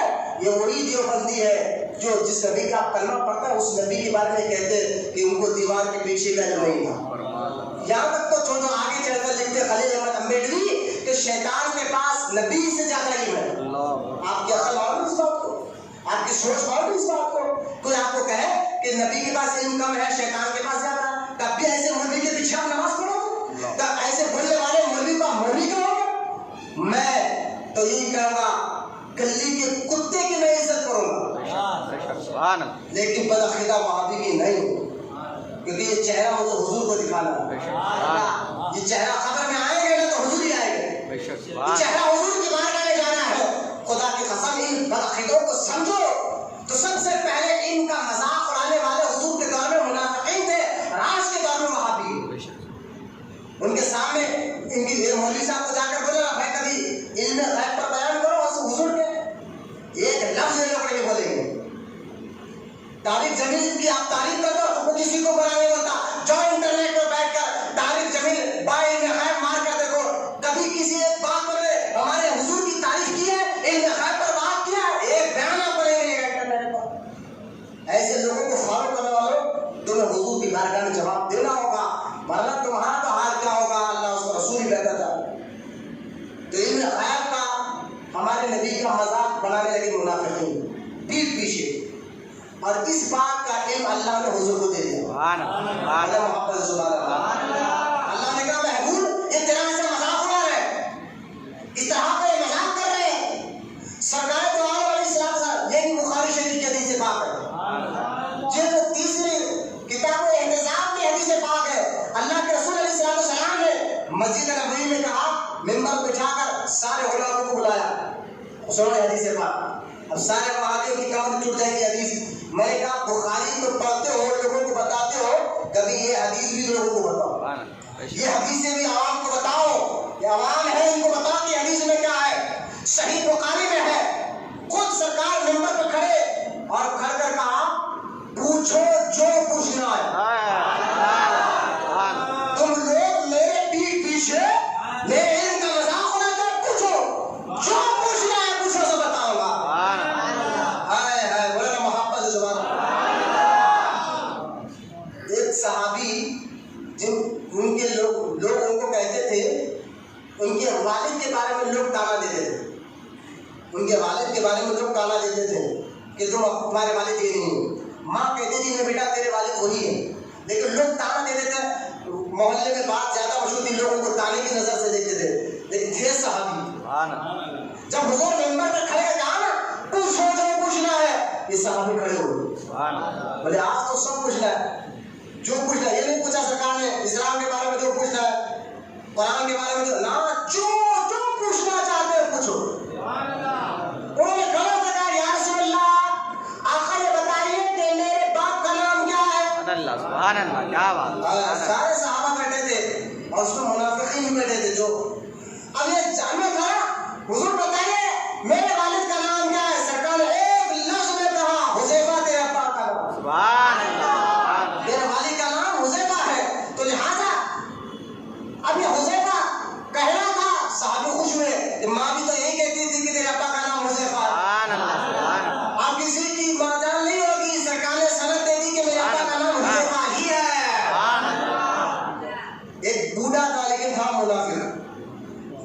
بیٹھ تھی اس کی، سنیا داڑھی بیٹھ تھی، پیشانی پہ نماز کا گڈھا بھی تھا، وہ ابھی بھی نہیں سمجھا، وہ کھڑا ہو کر بولا حضور آپ بتائیے کہ میں جنت میں جاؤں گا یا دوزخ میں؟ وہ اتنا بولنے کے بعد بھی نہیں سمجھا تھا، حضور آپ بتائیے کہ میں جنت میں جاؤں گا یا دوزخ میں؟ سرکار ایک لفظ میں کہا تو دوزخی ہے۔ یہ صحیح بخاری کی حدیث میں آپ کو بیان کر رہا ہوں، تو دوزخی ہے۔ اب غور کرے، سرکار خود کہہ رہے ہیں کہ تو دوزخی ہے۔ تب سارے اللہ کا حکم آیا، سورہ توبہ کی آیت ہے الطیبون الطیبین، پاک لوگوں کو پاک لوگ، ناپاک لوگوں کو ناپاک لوگ۔ اللہ کا حکم آیا محبوب آپ ایک کام کریے، یہ بہت کیونکہ اسلام جب شروع پھیل رہا تھا اس لیے حضور ان کی غلطیوں کو معاف کرتے رہے، کیونکہ اگر شروع میں اگر ان کو بتاتے تھے ہکال دیتے نئے لوگ کہتے دیکھو بھائی یہ مسلمان آپس میں لڑ رہا ہے، منافق دیکھنے میں مسلمان ہی نظر آ رہا تھا، تو شروع ذرا ڈھیل دی گئی۔ بعد میں اللہ کا حکم سب کو الگ کرو، جیسا اللہ کا حکم آنا تھا۔ سرکار ممبر پہ کھڑے، جمعہ کا دن تھا، مسجد بھری ہوئی ہے، سرکار نے فرمایا ابھی میرے رب کا حکم آیا جتنے منافقین مسجد میں بیٹھے ہیں یہاں سے نکل جاؤ۔ سبحان اللہ۔ اب یہ کہنا تھا کوئی بھی منافق اٹھا نہیں، کسی کی ہمت نہیں اٹھنے کی، سرکار نے فرمایا اٹھو ورنہ نام لے کر بتاؤ گا۔ تب بھی نہیں اٹھے تو سرکار نے ایک کا نام لینا شروع کر دیا، اے فلاں اور تو منافق ہے، اے فلاں اور تو منافق ہے، اے فلاں اور تو منافق ہے۔ 800 مردوں اور 300 عورتوں کو سرکار نے اپنی مسجد سے نکال کر بتایا۔ بدعقیدوں کو مسجد سے نکالنا بھی میرے نبی کی سنت ہے۔ بدعقیدوں کو مسجد سے، اچھا انہوں کو نکالا، میں یہاں بات ختم کر رہا ہوں کیونکہ ٹائم ہمارا ختم ہو گیا، اور جب نکالا نا ایک کام ہو جائے، ہم نے ایک آیت پڑھ کر میں انشاءاللہ بات ختم کر رہا ہوں۔ مسجد سے نکالا حضرت عمر رضی اللہ تعالیٰ عنہ، ذرا آنے میں دیر ہو گئی ان کو مسجد میں، وہ جب مسجد آ رہے تھے تو دیکھا کہ لوگ نکل رہے ہیں، وہ ڈر گئے یار جمعہ پہ نماز ختم ہو گئی شاید، اور منافق سمجھ رہے تھے اچھا ہوا عمر نہیں دیکھے، لیکن باہر دیکھے حضرت عمر نے کہا یار مسجد پتا چلا نہیں، یہ سرکار نے منافقوں کو نکالا۔ انہوں نے کیا کیا، ہمت نہیں آئے، نکالے بعد بھی جا کر ایک مسجد بنائے، مسجد بنا کر بولے حضور آپ تو ہماری کو مسجد میں آنے نہیں دے رہے، لہٰذا ہم نے ایک مسجد بنا دی، آپ آ کر اس میں نماز پڑھ کر ابتدا کریں۔ دیکھ رہے آپ، سرکار نے کہا ابھی تو میں جہاد میں جا رہا ہوں، واپس جو اللہ کا حکم ہوگا وہ کام کروں گا۔ سمجھو ہر کسی مسجد میں جا کر نماز نہیں پڑھنا امام کے پیچھے، مسجد میں کیا ہے، میں نے کہا کیا ہے، میں آپ کو آیت بتا رہا ہوں۔ وہ جا کر جو ہے سرکار جب واپس آئے تو قرآن نے سورہ توبہ آیت نمبر 107، سورہ توبہ 117 آیت نمبر 107 جو ہے، جس میں اللہ تعالیٰ نے بہت پیاری بات ان کے بعد اب فیصلہ کیا ہوا مسجد کا جان دیا، جو منافقوں نے مسجد بنائی تھی ان کے بارے میں اللہ کہتا ہے آیت نمبر 107 والذین اتخذوا مسجدا ضرارا وکفرا وتفریقا۔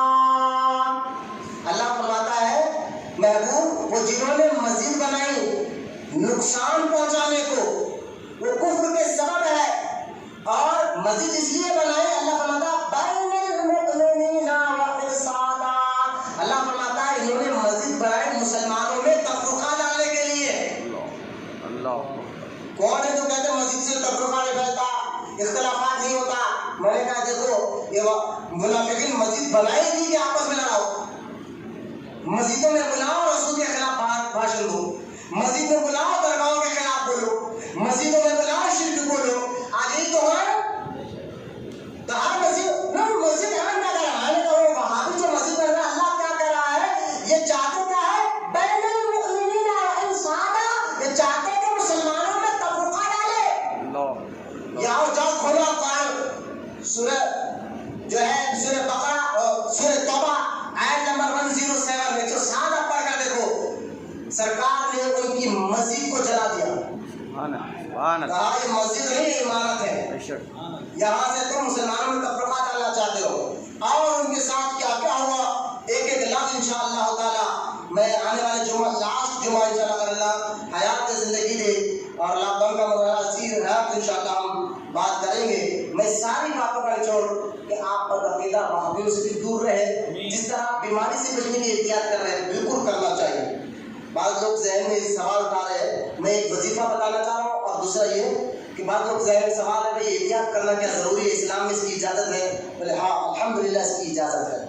حضور کی حدیث پاک ہے کہ سرکار نے جب صحابہ نے آ کر کہا حضور جب نماز کا ٹائم ہو جائے تو کیا ہم اونٹ کو کھلا چھوڑ کر اللہ پہ بھروسہ کر کر نماز پڑھیں یا اونٹ کو باندھ کر اللہ پر بھروسہ کریں؟ تو سرکار نے فرمایا نہیں، پہلے اونٹ کو باندھو پھر اللہ پر بھروسہ۔ سبحان اللہ، سبحان اللہ، تو لہٰذا اسی کے تحت یہ ماسک لگانا، ہاتھوں کو سینیٹائزر کرنا، اور جو ہے کیا سوشل ڈسٹینس، یہ جو ہم نماز میں ابھی ہم انشاءاللہ جیسا جماعت کرنے پہلے بتاؤں گا کہ ایک ایک سب جانب چھوڑ کر آپ کھڑے، یہ ساری چیزیں کیوں ہیں؟ کیونکہ اسلام نے ہمیں جان بچانے کا حکم دیا ہے، بے شک، سبحان اللہ، کیونکہ یہ بیماری چھونے سے آ رہی ہے، سانس سے آ رہی ہے، تو خدا کے واسطے اس کو آپ تیزی نہ دیں، یہ ساری احتیاط کرنا یہ بھی اسلام اس کی اجازت دیتا ہے، یہ زبر سے کیونکہ جان بچانا ہے آپ کو۔ لیکن آپ سلامت، اللہ نہ کرے آپ کو کچھ، آپ گھر جائیں گے تو آپ کے بیوی بچے چھوٹے بچے بھی گھر میں، ان کا خیال کرے، ماں باپ کا خیال کرے، گھر والوں کا خیال کرے۔ یہ اتنی خطرناک بیماری جو تیزی سے پھیل رہی ہے، لوگ مر رہے ہیں، اس کے بعد لوگ کیا کر رہے ہیں معلوم ہے؟ یہ اس کی پلانے میں اس کی پلانے میں کوئی بیماری نہیں ہے،